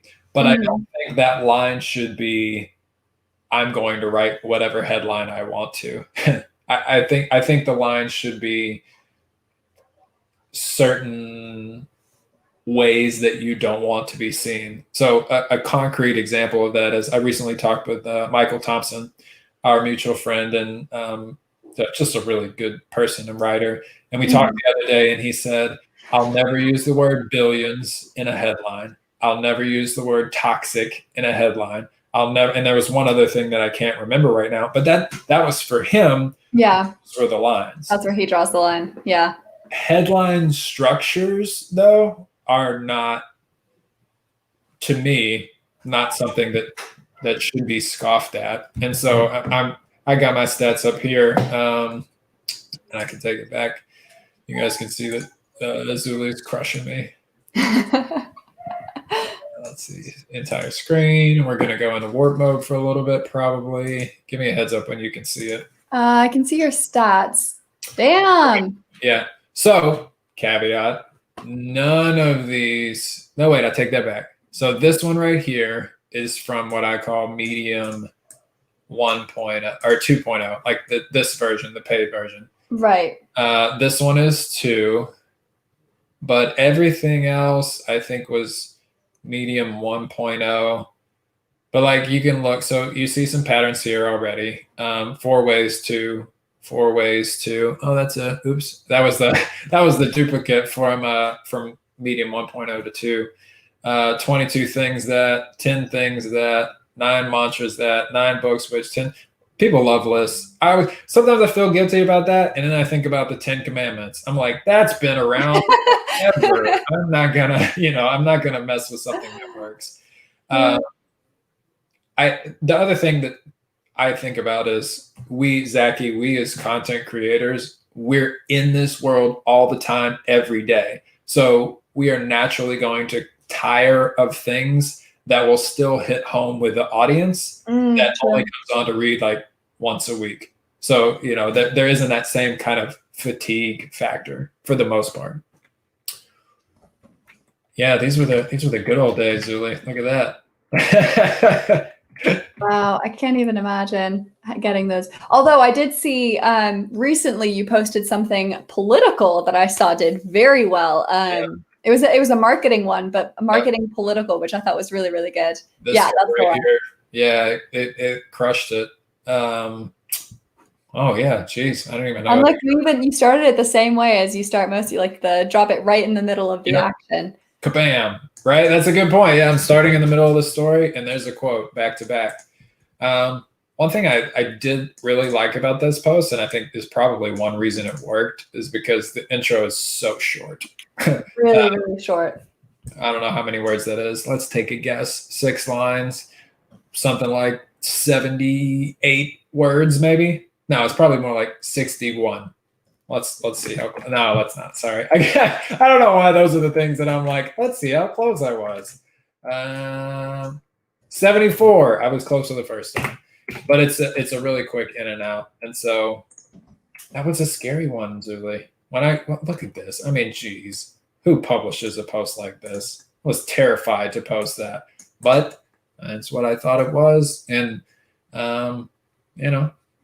did pretty well. I thought it was a really good, reading that story when it went live a couple of months ago now, I thought it was a really good mix of, I mean, you were up front. You're like, I'm not a political expert, but I do know marketing things. And this is what exactly. Yeah. So you weren't trying to pretend to be anything you weren't, but you came at this with your own expertise and talked about a very hot topic issue.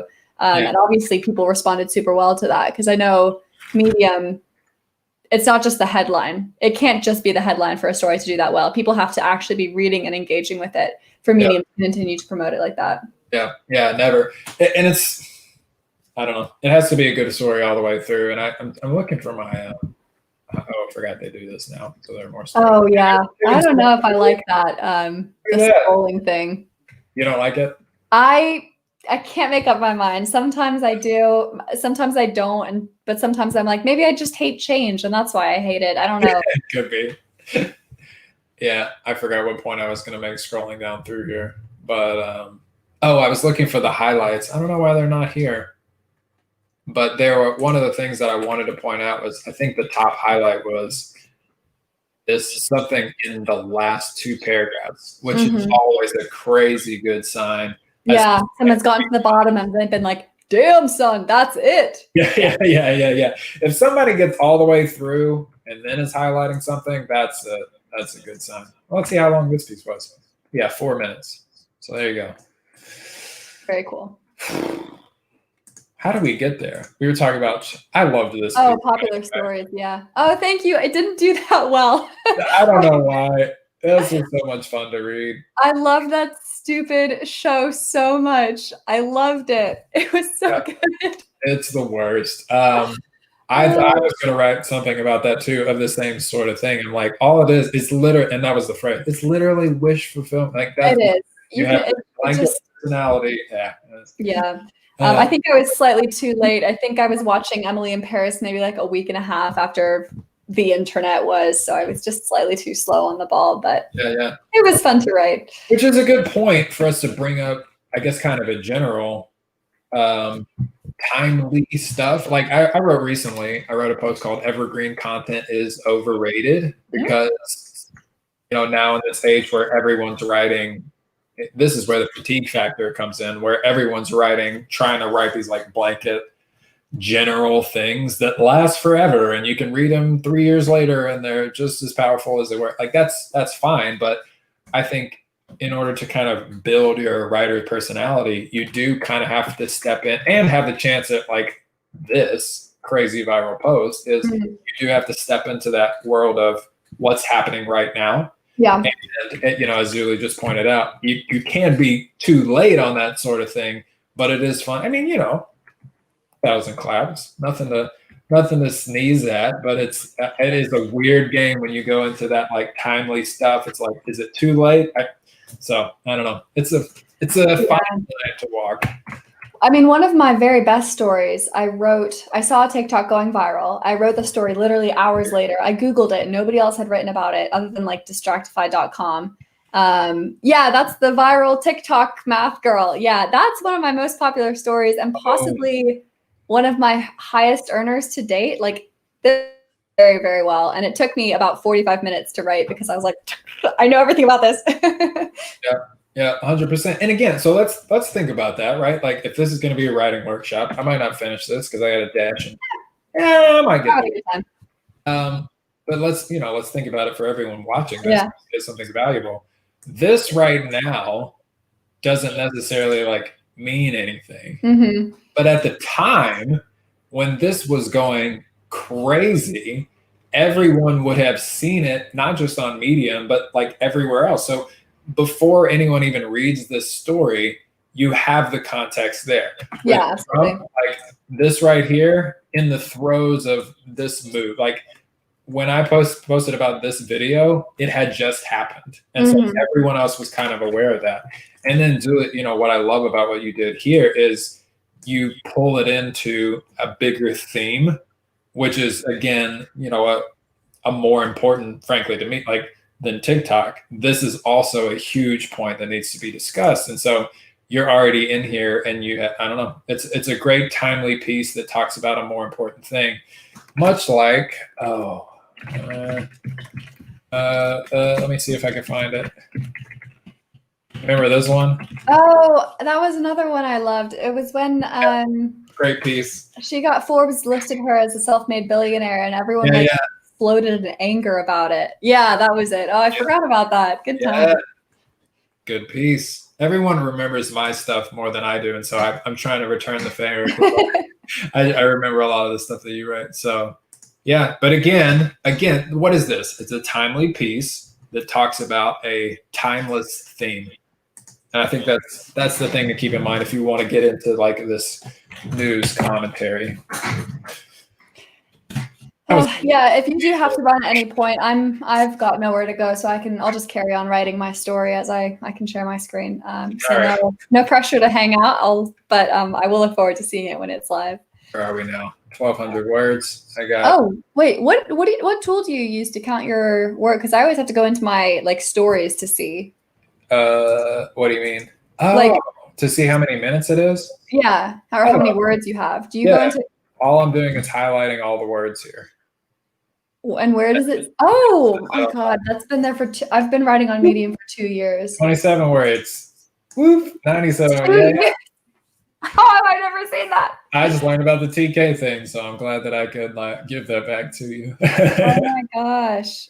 But that's and so again, for everyone watching, there's the minutes versus words thing. Typically, it looks like it's like, maybe Zulie, you have a different experience. I think it's something like a minute is like 200 to 250 words. It's somewhere. Yeah, that checks out with my sort of estimate.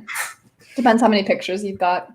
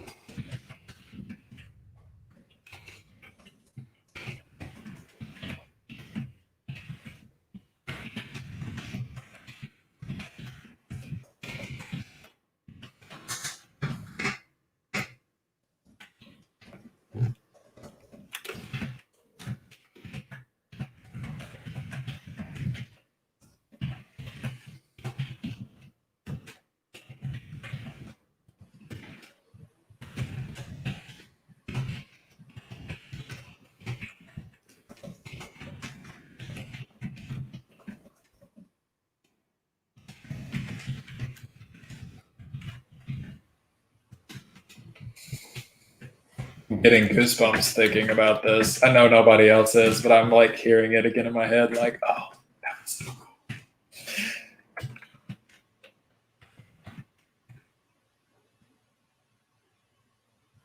You're gonna have to send me the link to that video, because I don't think I've seen it. And I'll do it right now. Oh, sweet. Okay, here we go. Yeah, post it in the chat if you can. Yep. We're going into the warp. Makes me laugh. Let's see. Can I just give it to you? Yeah, go for it. Okay. There you go. I'll post it in the chat for everyone else. Everyone can see. You can see it all the way down. That trips me out. I got it. Okay, let's see.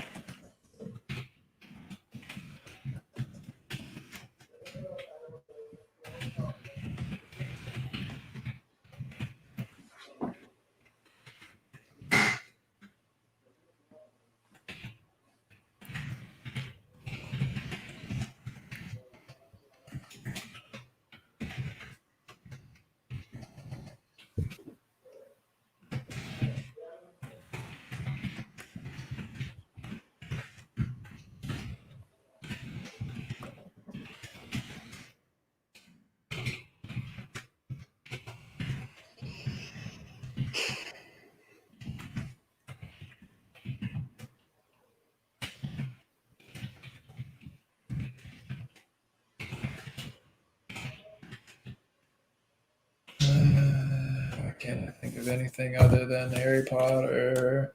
It's just so clear. Yeah, we'll go with the one I pulled off the shelf.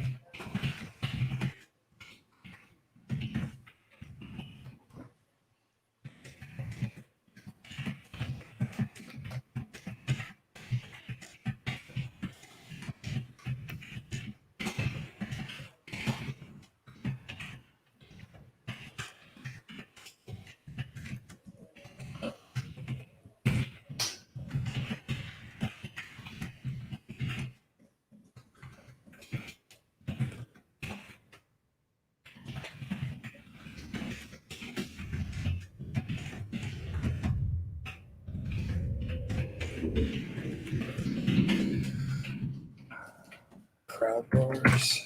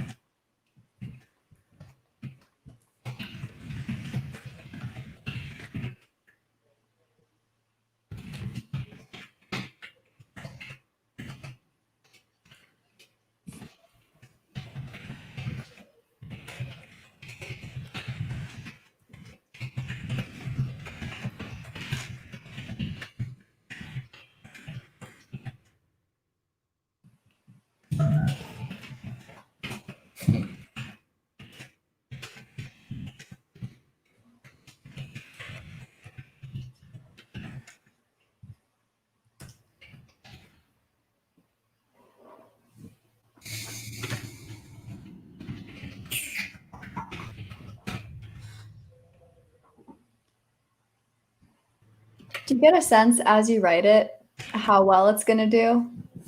I have no idea. I wish I could say I did. I never know. Even with this one right here, Trumpies, I don't know. And it didn't blow up until 4 days after. Oh, weird. Yeah. It was bizarre. Like it hit the weekend and then it was just like either that or the stats were late. But yeah, I wish I knew. Sometimes yeah, I wish I knew. Right here. So great. Let's pause and talk about the end. Let's talk about my concerns with this post as it is. And let's talk about different ways that maybe I could take it. So Yeah. Concern one, maybe not everybody likes Obama. Mm. Don't know. Will that lose half of my audience before I even get started? Mm-hmm. I don't know. This didn't. Yeah. Right. And I think, I don't know if that's because more people hate this guy or love this guy or what, but I'm looking at that and I'm going, okay, anytime you step into the politics realm, the common, I guess, experience is you have a chance of losing people who either don't like the candidate in question or don't like to think or talk about politics at all. Yeah. Right. So I'm looking at that. I'm going, potential problem. As I'm wrapping this up, so one thing I want to comment on, I'm looking at this right now and I'm going, it feels kind of long. So we're at 1,500 words in order to essentially, like this is, so the argument of the post is anyone can tell a good story. And kind of the crux of that argument is like, this is the main teaching out of that. Yeah. So it's one sentence. And I'm going, okay, do I really need to go through this line by line to support that one assertion? Okay. Yeah. I don't know. I probably will. Just because now I put all this work into it. Geez. But that's a concern. I don't know if that'll make it more or less likely to go viral. I don't know. It'll probably be kind of a judgment call. Yeah. Do you know where you're going to post it? Is this going to be a better marketing? Did you say? This will probably be better marketing just because. And one thing I'll do in the next draft that I don't have time to do now is kind of where did it go? I talked about this. So I mentioned this right here. Like I throw in the word marketing. Yeah. Probably now that I understand it's for better marketing, now that I'm 100% sure, I'll accentuate this or maybe restructure this section so like maybe I'd even start it like this.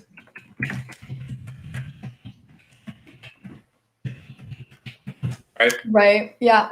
Go straight at the audience. Who your audience is. Yeah. And that's what I did with this one, actually, because this is a great comparison piece. I didn't want this in better marketing at the beginning. I didn't even have this word in here. So the first draft of this post was very similar to the way it was, but I didn't have like this little piece here. And I think that this was kind of this is about halfway through the article. This is where everything pivots from let's talk about politics to let's talk about why something works. Would you mind going into the stats? Because you know how Medium shows you the interests of the readers? I would love to see if it was more marketing or politics. That's a good idea. How do I do that? Okay. I mean, it's just in the stats page of that one story. Yeah. Yeah. Oh yeah, I forgot. I never look at it. Oh, come on, Medium. Come on. Medium be doing this. All right, here we go. Yeah. There you go. That's a fun number. That's silly. That's so much money. That's amazing.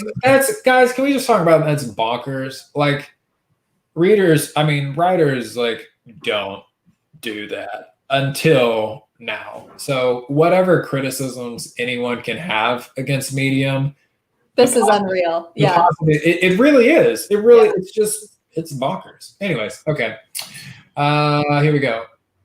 Technology, business, science. So politics doesn't even make the cut there. That's so interesting. Yeah. Which could be, I mean, you think about it, everything's just a guess, right? But that could be one reason that this did well, because it wasn't a story about politics. Yeah. It's a bunch of political readers or in a political publication. It could be, all these people that are aware of politics. For sure. And, but they're not here to read about politics. They're here to read about technology, business, and science, apparently. How about that? That's really cool. I do not capture that audience anywhere else. Artificial intelligence. This is like, okay, you just must have a huge chunk of readers that are interested in this. So that's amazing. Yeah.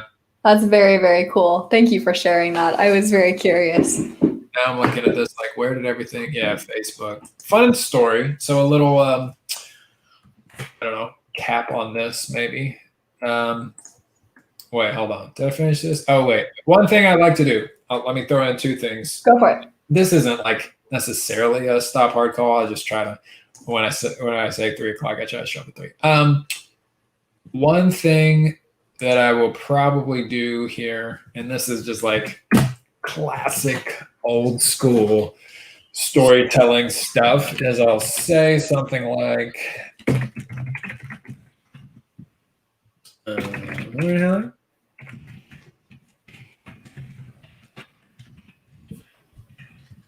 maybe one day.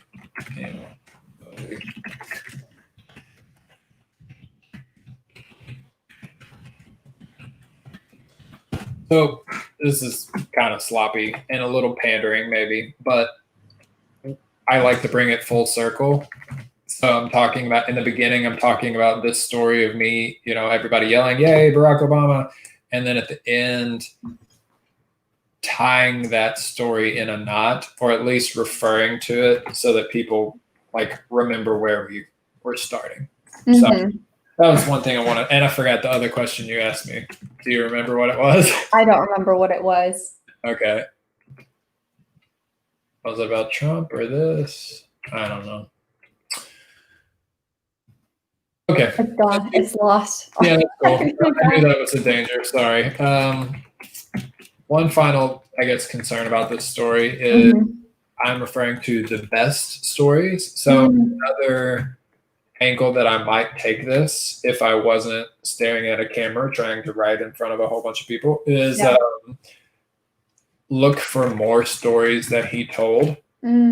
So I guess the key argument is going through this one story line by line, a way to kind of add evidence or support to the article is like find 3 or 4 stories Obama told and then show how they follow a similar pattern. It's just, it's just how kind of bulletproof you want things to be, combined with how deeply you want to research. And then there's your own publishing schedule. So every time you write anything, there's just 100,000 different variables about how the story ends up. But that's what makes it fun. I clutched a crowbar like I would have. That's why I wrote that, because I would never have just like a crowbar sitting around in my dorm room. Yeah, no chance. Jacqueline reminded me that you were going to say something about Facebook. Oh yeah, great, Jack. It's I don't know if it's helpful at all, but I did experiment with running Facebook ads through these posts. Yeah, which is kind of like in theory, a next level hack. They shut it down though, because Facebook, as you may remember, got caught a bit of heat in the last election, and I think that they are trying to stay as far away from that happening again as possible. So they didn't. I suspect that the reason I wanted to do that is because I suspected that this number could have been enormous if I could have run ads to this post on Facebook, just because of the polarity that exists on that platform. Yeah. But alas, it was not to be. I don't recommend, by the way, for everyone watching, I don't recommend running Facebook ads, especially on articles that are unproven. Even in this one and a couple other of my ones that I did, just wasn't worth the effort or money. So write good stuff is the better hack. Cool. So I did it. Wow, it actually happened. Yeah. You should have never doubted yourself. I can't believe I'm now using the new hack you showed me. I've only got about 600 words. So not even a third, not even a half of yours, which is, oh, well, I'll keep going. I really want to finish this. So yeah, but you were doing other stuff. I'll give you a pass. Very gracious. Okay, cool. Hey, thanks, Zulie. That was fun. Yeah, thanks for hopping on, and thank you, audience, for bearing with us. Both of us brand new to this sort of format, and it was a lot of fun. I had a really good time, and I hope you all, Todd, and everyone watching, did as well. No doubt. Enjoy the rest of your posts. Will do. Talk to you soon, Todd. Bye. All right. See you later. I'll be staying on for a little bit and sharing how I do my one as well for anyone who's interested in watching. If not, no pressure. This is the very gentle co-writing, blogging area that we'll be doing together. So this is where I'm at. Do not have that much written using Todd's new trick that he showed me, only about 550 words. But I think this is going to be a short post. I mean, the whole story, I read about this ages ago. I live in Georgia, so I'd heard about this farm that actually made a fair chunk of their money, not through selling their poultry, but through selling tourism tickets to the eagles that were eating their poultry. And originally it was this huge problem because they had like, I don't know. Oh, I think my cat wants to get out. They had like 80 eagles. I'm such a slave to her. They had 80 eagles who were eating, like, I did the math. It was like over $250,000 per year, which for a small farm is a heck of a lot of money. The USDA wasn't helping them. And they were like, what are we going to do? So they just started selling these really neat tourism tickets to come and photograph bald eagles, which are super endangered, super rare, super protected species in this state. And it did pretty well. I mean, it hasn't completely solved their financial woes, but I thought it was such a cool pivot that I wanted to write an article about it. So I'm shamelessly stealing. Nick Goka wrote, Nick Goka orange juice rebrand. Yes, the worst rebrand in the history of orange juice. I thought this was such a cool story, and the title worked super well. So I've kind of gone on that angle for this. So one of my concerns here is what I'm going to use for the image, because eagles are not super engaging. So we'll have to think about that one.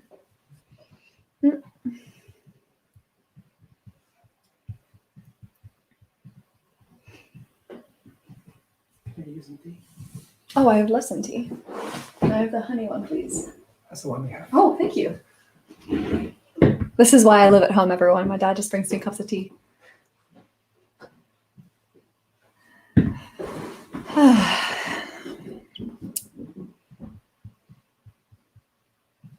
I thought this was quite a funny subtitle. Your flaws and your bald eagles are what make you unique.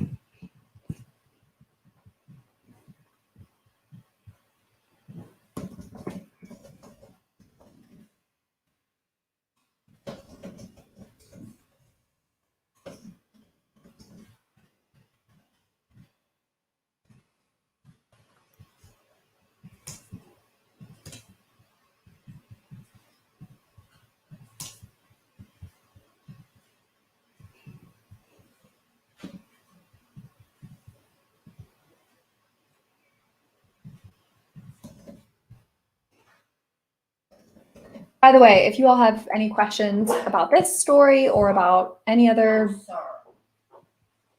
writing question that you've got, please feel free. I'm okay, not amazing, but okay at multitasking. But yeah, feel free to pop a question in the chat, and I'll hop in and try to help.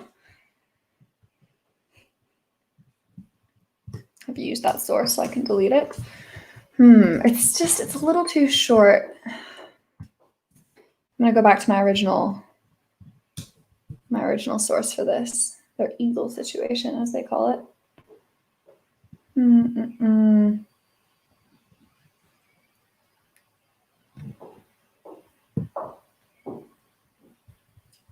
This is where I got that number, by the way, which I should probably cite here. Upwards 30,000 per month. I will link that here.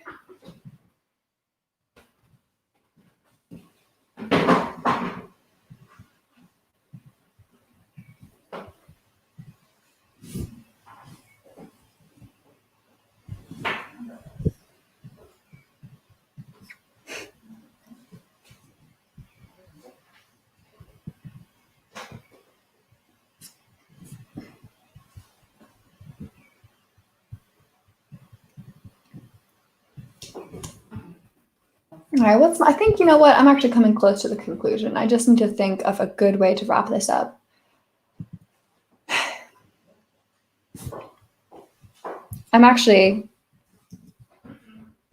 This is how I want to finish. This is the main idea.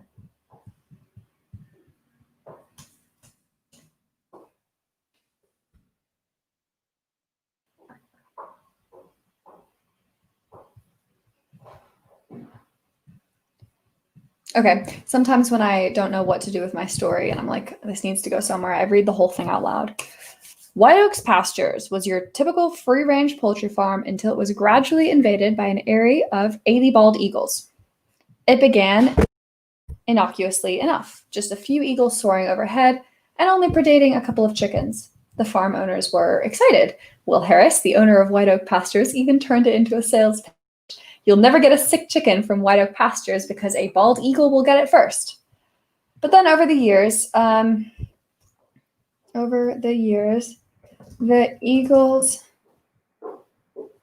the population of eagles expanded dangerously.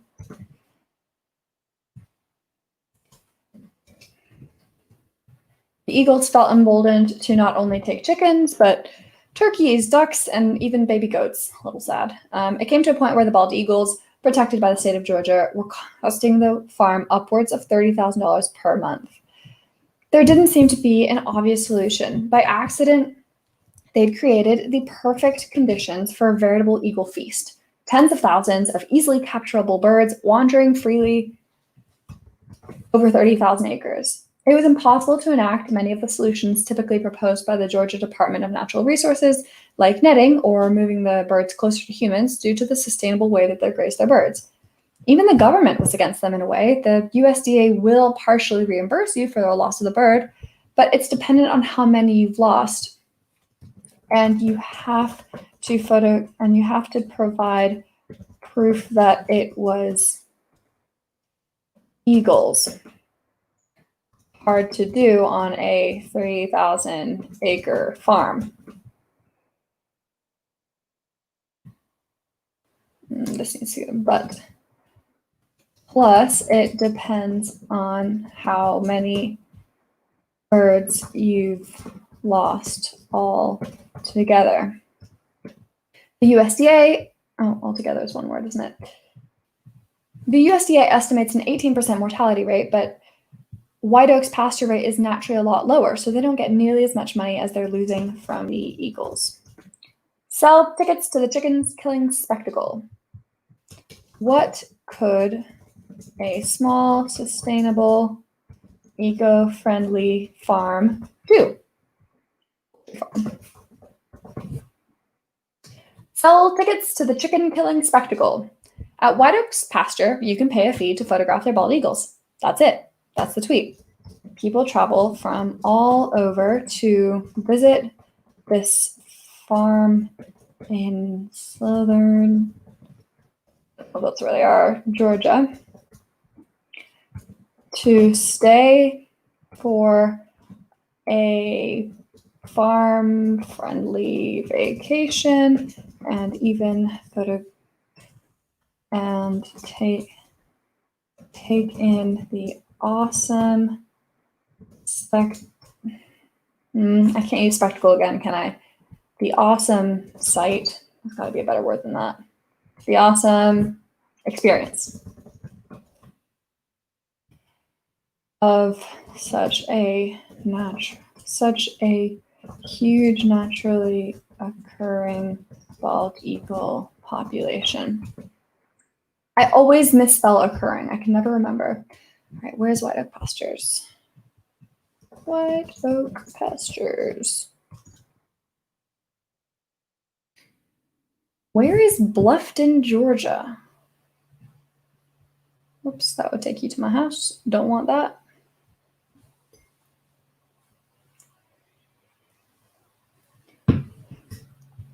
Bluffton, Georgia on a map.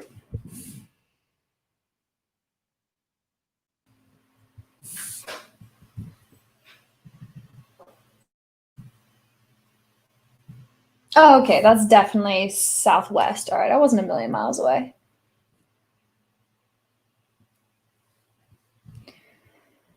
This is why I try to avoid tabs whenever I have too many. You can't see, but my mouse is like doing the spinning beach ball of doom right now, not letting me do anything. Super annoying. In the meantime, I'll just chat. Don't know where this story is going to go. I feel like I've Now that I figured out that my middle paragraph should have been the end paragraph, I'm going to get there. It just needs a bit more work, and we'll be fine. Let's see if my two, oh, here we go. Finally switched. Okay.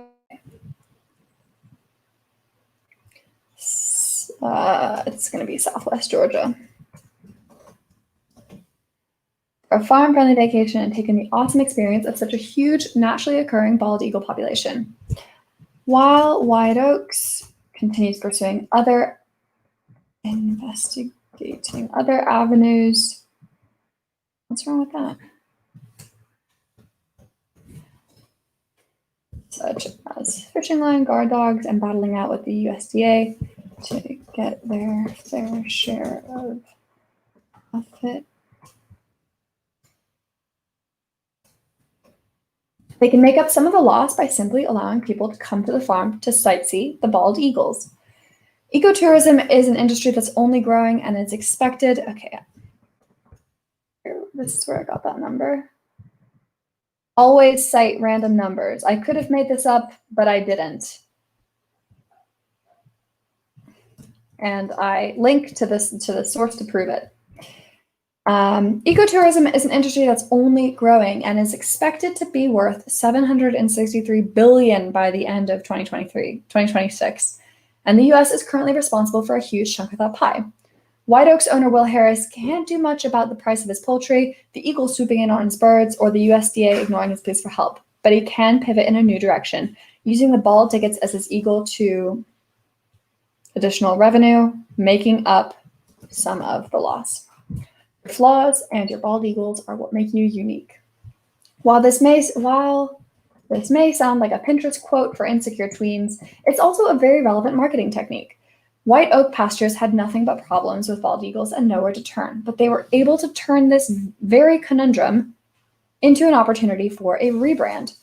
The problem was caused by their unique setup. No other farm had so many birds, no other farms were as attractive to eagles, no other farms were facing the same issues.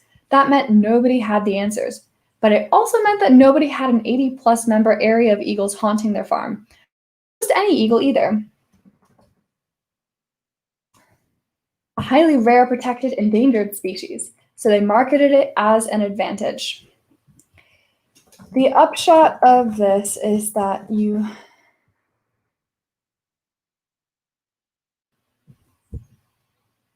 it's missing just like one closing paragraph.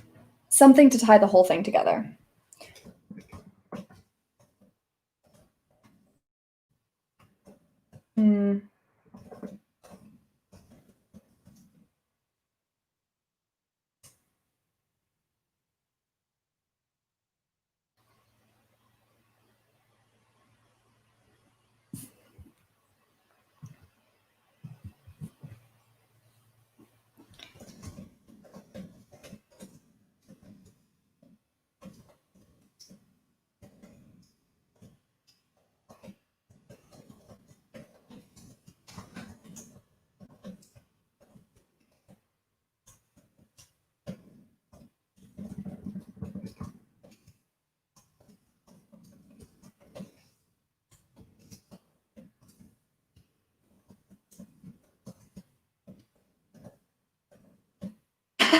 Allah says, wow, I went outside and got back. It's so cool that you're still here. Yeah, I really want to finish this story, and I feel like you all are keeping me accountable here.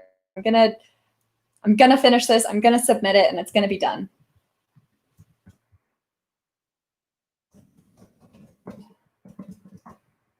Absolutely, I can't spell today, absolutely unique situation.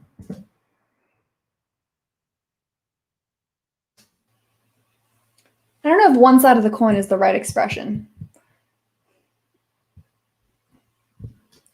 It's the same set of facts, but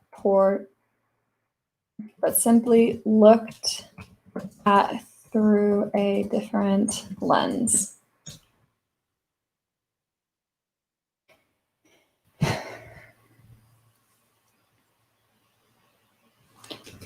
Same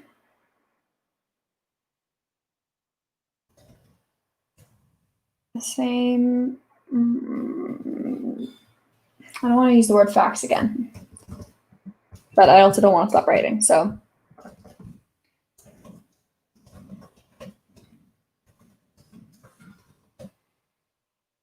I know what I'm going to do.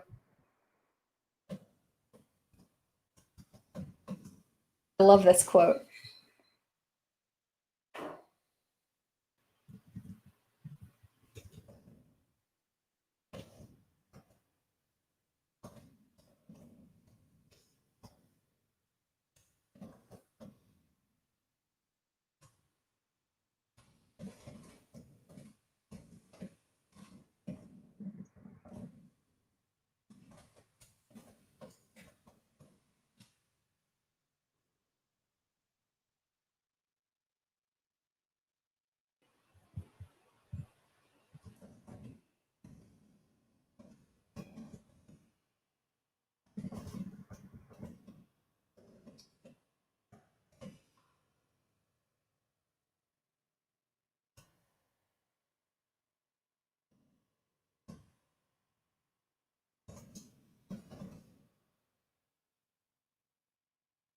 But that's true for this marketing pivot as for Anna Karenina.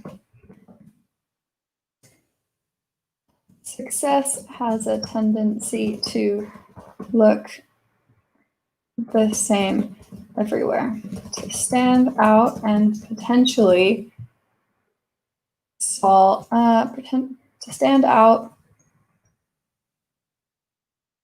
Try looking to your problems first. Ola wants to know how I pick writers for my streams, any follower minimums, or am I looking for any other achievements? To be totally honest, I'm part of a writer Slack group. Probably the closest I can get to a co-working Slack group. These people are all writers on Medium. And I said, hey, I want to do a live stream. I love doing them. I think they're super fun. Would anybody want to join me? And Todd, who I chat with regularly on this Slack group, was like, yeah, sure, I'll sign up. And so I just roped him into doing it. And he was kind enough to agree to do so. So that's where that came from. Other than that, no other follower minimum or any other achievements. I want someone, like ideally, I want someone who's going to be able to show you all something that I can't, right? Like you all know how I write. You all have seen what I do. I'll keep making these videos and I'm happy to continue doing so. But ideally, the more different viewpoints and the more different ideas I can learn from and show you all as possible, in my opinion, the better. And Todd, I feel, for me personally, showed me a lot. He writes in a completely different manner to me. So it was really cool to see how he does what he does and how he's gotten to be so successful. I can't imagine trying to write on Medium before it was worth any money. Like the money for me is a pretty big motivator, which is just kind of nice.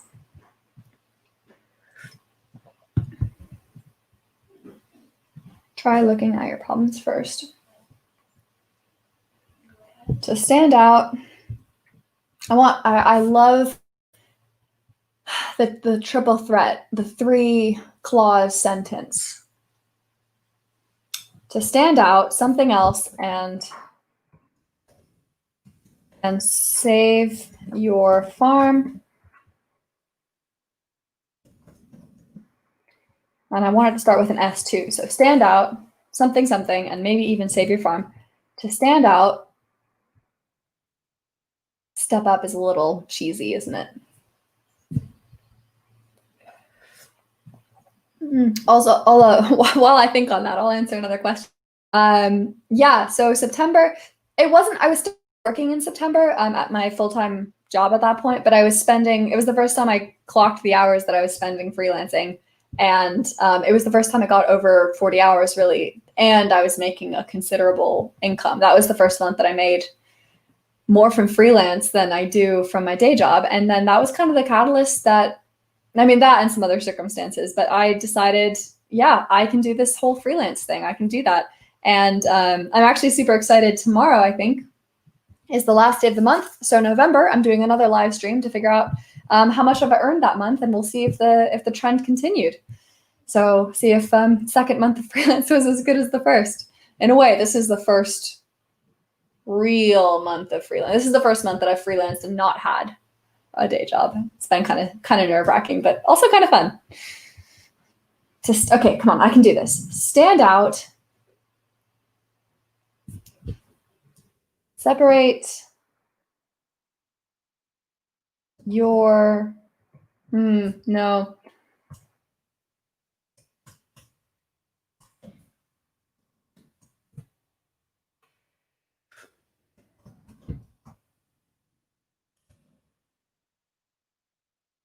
Okay. When Leo Tolstoy wrote that happy families are all alike, every unhappy family is unhappy in its own way, he probably didn't mean it about bald eagles eating chickens. But it's as true for this marketing pivot as for Anna Karenina. Success has a tendency to look the same everywhere. To stand out, find success, and maybe even save your farm, try looking at your problems first. Is that a strong conclusion?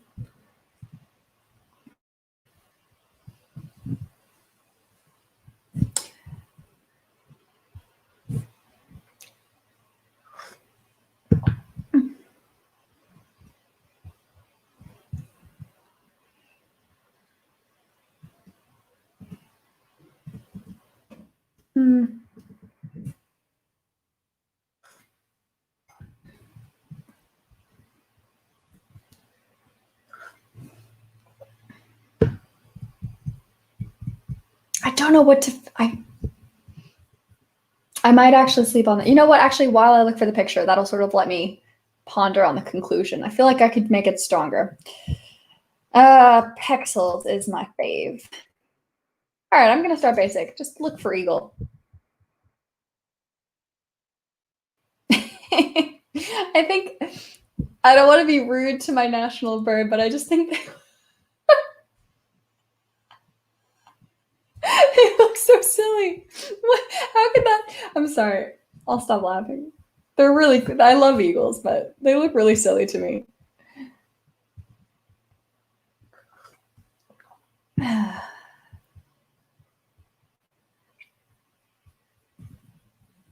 All right, not loving these eagles. Person eagle. My opinion is that if you want a picture to do, if we want a story to do well, it should include an eagle, not an eagle. I can't think. It should include a person in it. This is a potential. I would like this, but actually of the farm, like the farm I'm talking about. So we're going to go to White Oak Pastures and see what images they've got. Oh, Peter said I seem a lot happier now. Maybe I needed a change. To be honest, I was really unhappy these past few months. I tried not to, show it because I don't want to be a Debbie Downer. And I'm a little, I guess, embarrassed that it still was obvious. But I am a lot happier now. It's my first week full-time freelancing. I love what I do. I have zero stress in my life because my whole job is just writing about stuff I like and birds and eagles that I think are interesting. Maybe I can get one from Twitter. See, maybe they've got an Instagram. So I do feel very happy. They do have an Instagram. Ideal. Let's see if we can find a nice eagle in here. Dogs, turkeys, cows. Man, they really sell everything here, don't they?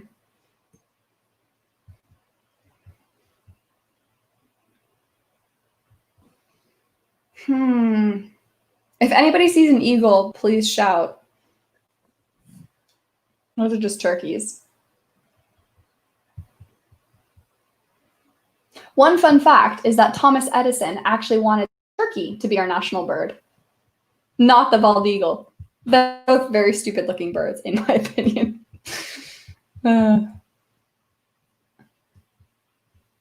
If I were any good at photoshopping, I would just take a chicken and just like Photoshop an eagle on the top, but I can't.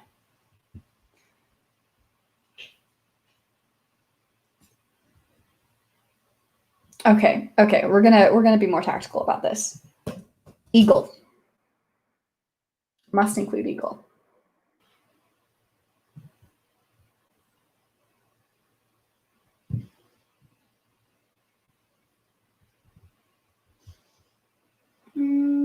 Okay, what if we take out Instagram?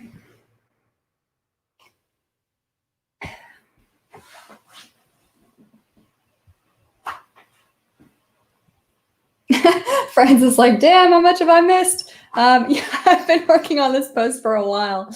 Yeah, I'm on Pexels. I've more or less finished my story. I'm just looking for the article like image that I'm gonna use. I like this one a lot. I love this one actually.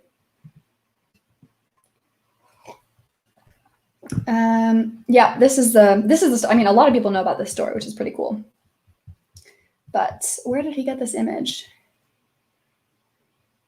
All right, so they've got professional photographers. I don't have professional photographers, so I'm gonna go back to the website. White Oaks Pasture. Am I spelling White Oak? Pastures.com. Single oak.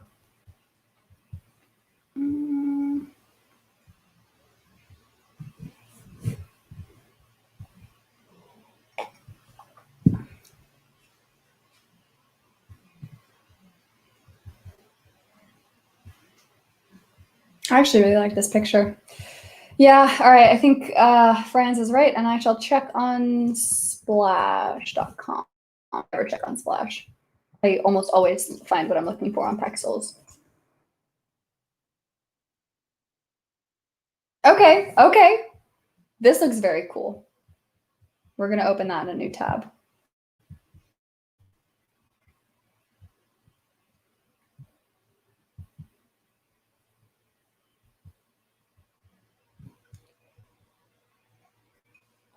Although, hang on. Maybe I need chickens. Chickens. Because that's like more suited to my headline, if y'all get that.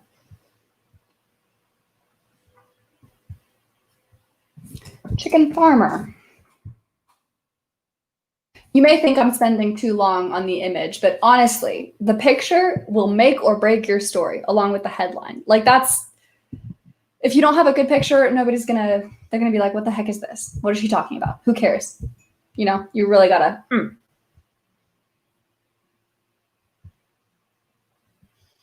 And I know what I'm looking for. I'll know it when I see it, hopefully. Like a sad looking chicken, if that's a thing. Or an inquisitive looking chicken. Okay. Okay, I think I'm gonna get this chicken. I really like this chicken. Oh, this is what I wanted. Hang on, copied it. Okay. This is the image style I always choose.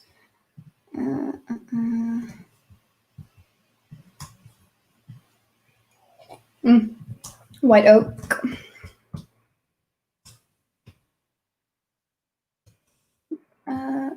It's just a single oak.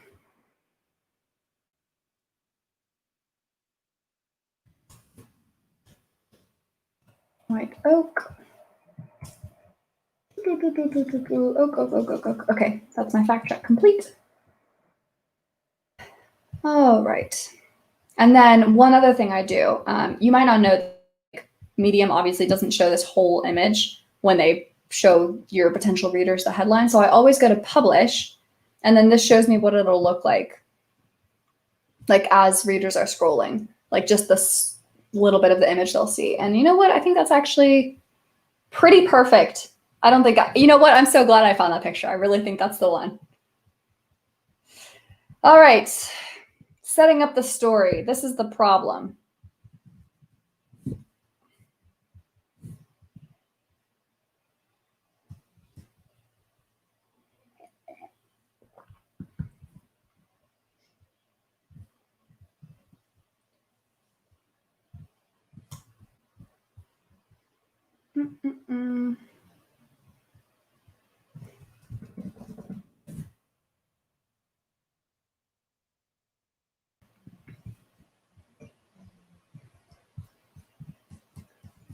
Okay. Continues. This is what they do. This is the lesson. So this is a sort of template that I use quite often for storytelling. I do setting up the situation. So that's this whole chunk here. Solution, here's the solution. Sell tickets to the chicken killing spectacle. Sometimes I really crack myself up. I'm like, what the heck? And then what's the lesson? Flaws and your bald eagles are what make you unique.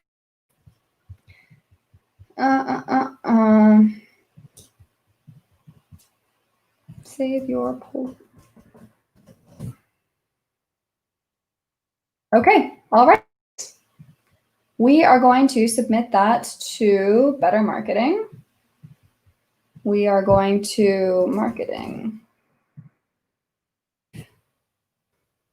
One thing I do whenever I publish on Medium, especially if it's like something I don't often write in. I don't normally write about chickens and eagles, as you may know. So what I like to do is I like to go to topics. I have a theory that you get curated faster / more accurately if you use tags that overlap with topics. Topics are what Medium curates into. So, I mean, maybe humor, maybe not. Culture, though, potentially. Outdoors, we're going to do outdoors. Oops. I don't think pets is really the right one. But we can do, it's not going to be health. Business, maybe. Business.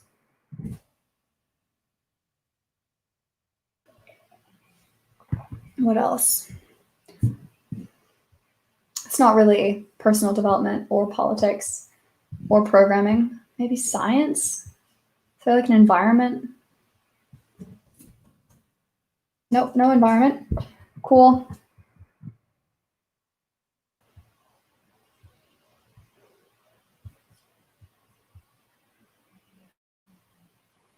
Not really seeing a lot of great tags, to be honest. So, all right, what was it? Marketing, outdoors, business.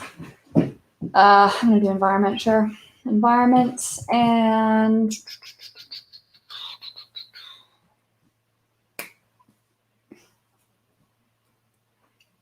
it's not that big. Honestly, another lesson, the tags don't really matter that much, at least in my experience.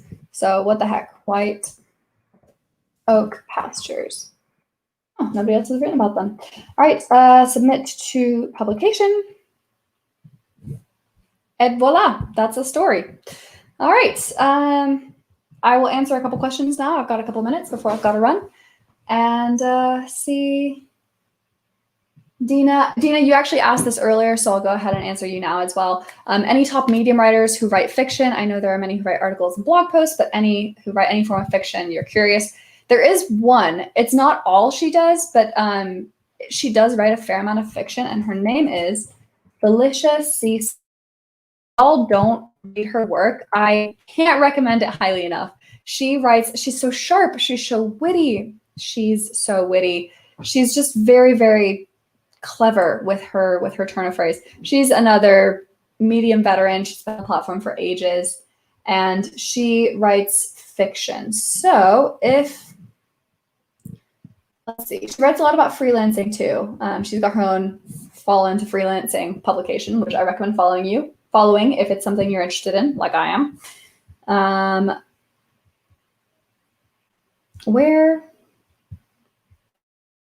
she has written fiction, I promise. I'm looking for a good example. I think one of these potentially. She publishes most of her fiction in P.S. I Love You, just short stories. She didn't get popular off fiction, but she does write fiction, and I have to assume that she earns some money from it.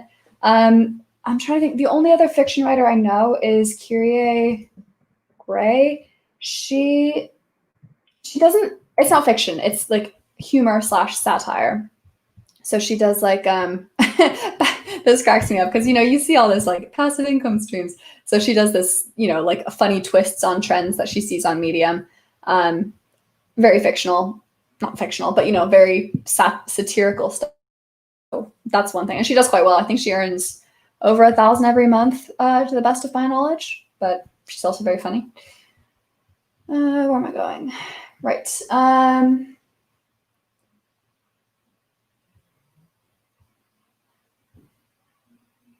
Any other questions here?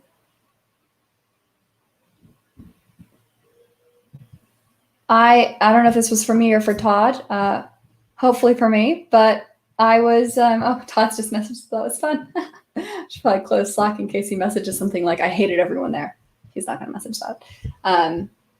I'm from the States originally, but I've lived in the UK for 6 years, and Germany for a year, and Spain for a couple of years before that. So you can, I think anybody can register under the Medium Partner Program, but because they're partnered with Stripe, only certain countries are allowed to earn money right now. I think I saw you post earlier, Rahul, about, oh, maybe not. So it's possible, and it should be pretty easy. Like if you just go to medium.com/creators, I think. Yeah, so that's just how you sort of start for earning money by writing. Next. Oh, I think this is a recommendation for you, Dina, to check out a publication called The Storymaker for fiction writers. And I do want to be clear, just because fiction right now on Medium isn't popular doesn't mean it won't be in the future. When Medium started, I want to say 2012 maybe, gosh, that feels like a lifetime ago. When they started, it was almost nothing but tech and startup-y type stuff. And I don't write about tech or startup-y stuff. So if I had tried to write what I write today on Medium, it wouldn't have gone anywhere. But over time, the audience changed. More people are coming to Medium every day. And I don't know about you, but I love reading fiction, and I might start looking on Medium for my fiction to sort of satisfy my fiction reading cravings. There's no reason not to write fiction just because right now nobody's being super successful writing fiction on Medium. There's always the chance that the right people will start to come onto Medium and see it as a platform for fiction, the same way Wattpad was. So those are my 2 cents. Does everyone get accepted and published? From Dina again. So no, the answer is no. Every publication has varying levels of acceptance rates. So Better Marketing, especially because they just had new editorship. I think Better Marketing submissions. Here we go. So they're quite tough to get into. Brittany, who's new editor, she's really trying to be clear on what Better Marketing is offering. So it's possible that the story I just submitted isn't going to be accepted by her, which is totally fine because, I mean, I hope it does, but if it's not, I'll try somewhere else. So not everyone gets accepted and published. It's not the end of the world if you don't. You can self-publish onto your own blog.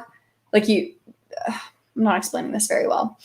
I could have published that story right now immediately. I could have just published it onto my profile and it would have already been live on Medium. You all could have read it. Not that you haven't been reading it with me here, but you could have read it on my blog. I would prefer to have it inside of a publication because that way I can access, hopefully, some of the 105,000 followers that Better Marketing has. So that's why I'm submitting it to them, even though it means I have to wait for them to accept it. They might change the tone a little bit. That's my advantage. That's the trade-off. Not everyone gets accepted into the publications they submit to, but everyone can publish on Medium. There are no rules for publishing on Medium. You can just write something and submit.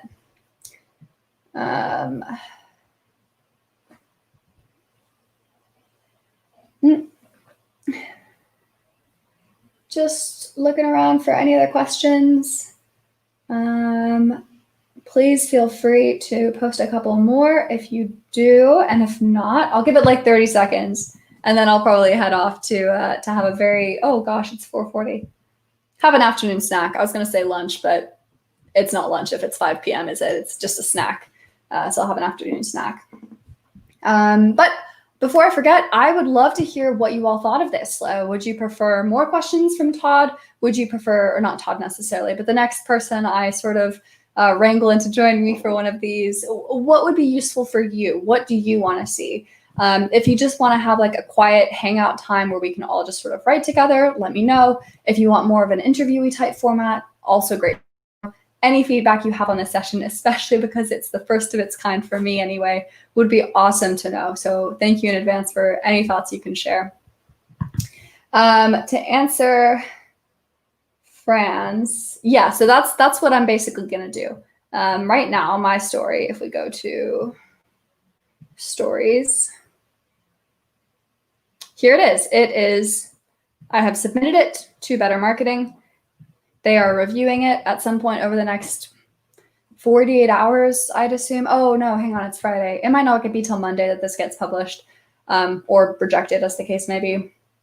So they'll have a look at it and they'll be like, yeah, this is a great fit, or yeah, this could be a great fit, but we want you to change a couple things, or no, we don't think this is a good fit. And then it'll either be published or rejected. Until then, I have to wait. There's not much I can do. The really good publication owners will often leave like a little private note here saying, hey, we have scheduled this to go live Monday morning, so I'll know what's going on. Sometimes they don't. Sometimes they just accept it and it still sits in drafts and you're like, what's happening here? But yeah, it just varies. But yes, if I wanted to, I could remove this story from my publication, publish it to my own personal profile, and that would be that. So my fun latest stories. All right, I am going to, oh, Dina, you would love to see me speak with someone who's writing fiction. That is a great recommendation. I'm gonna have to see if I know anybody who does. Most of the people I know who write on Medium do nonfiction, but there's gotta be someone. I know Dan Moore, for example, does some fiction.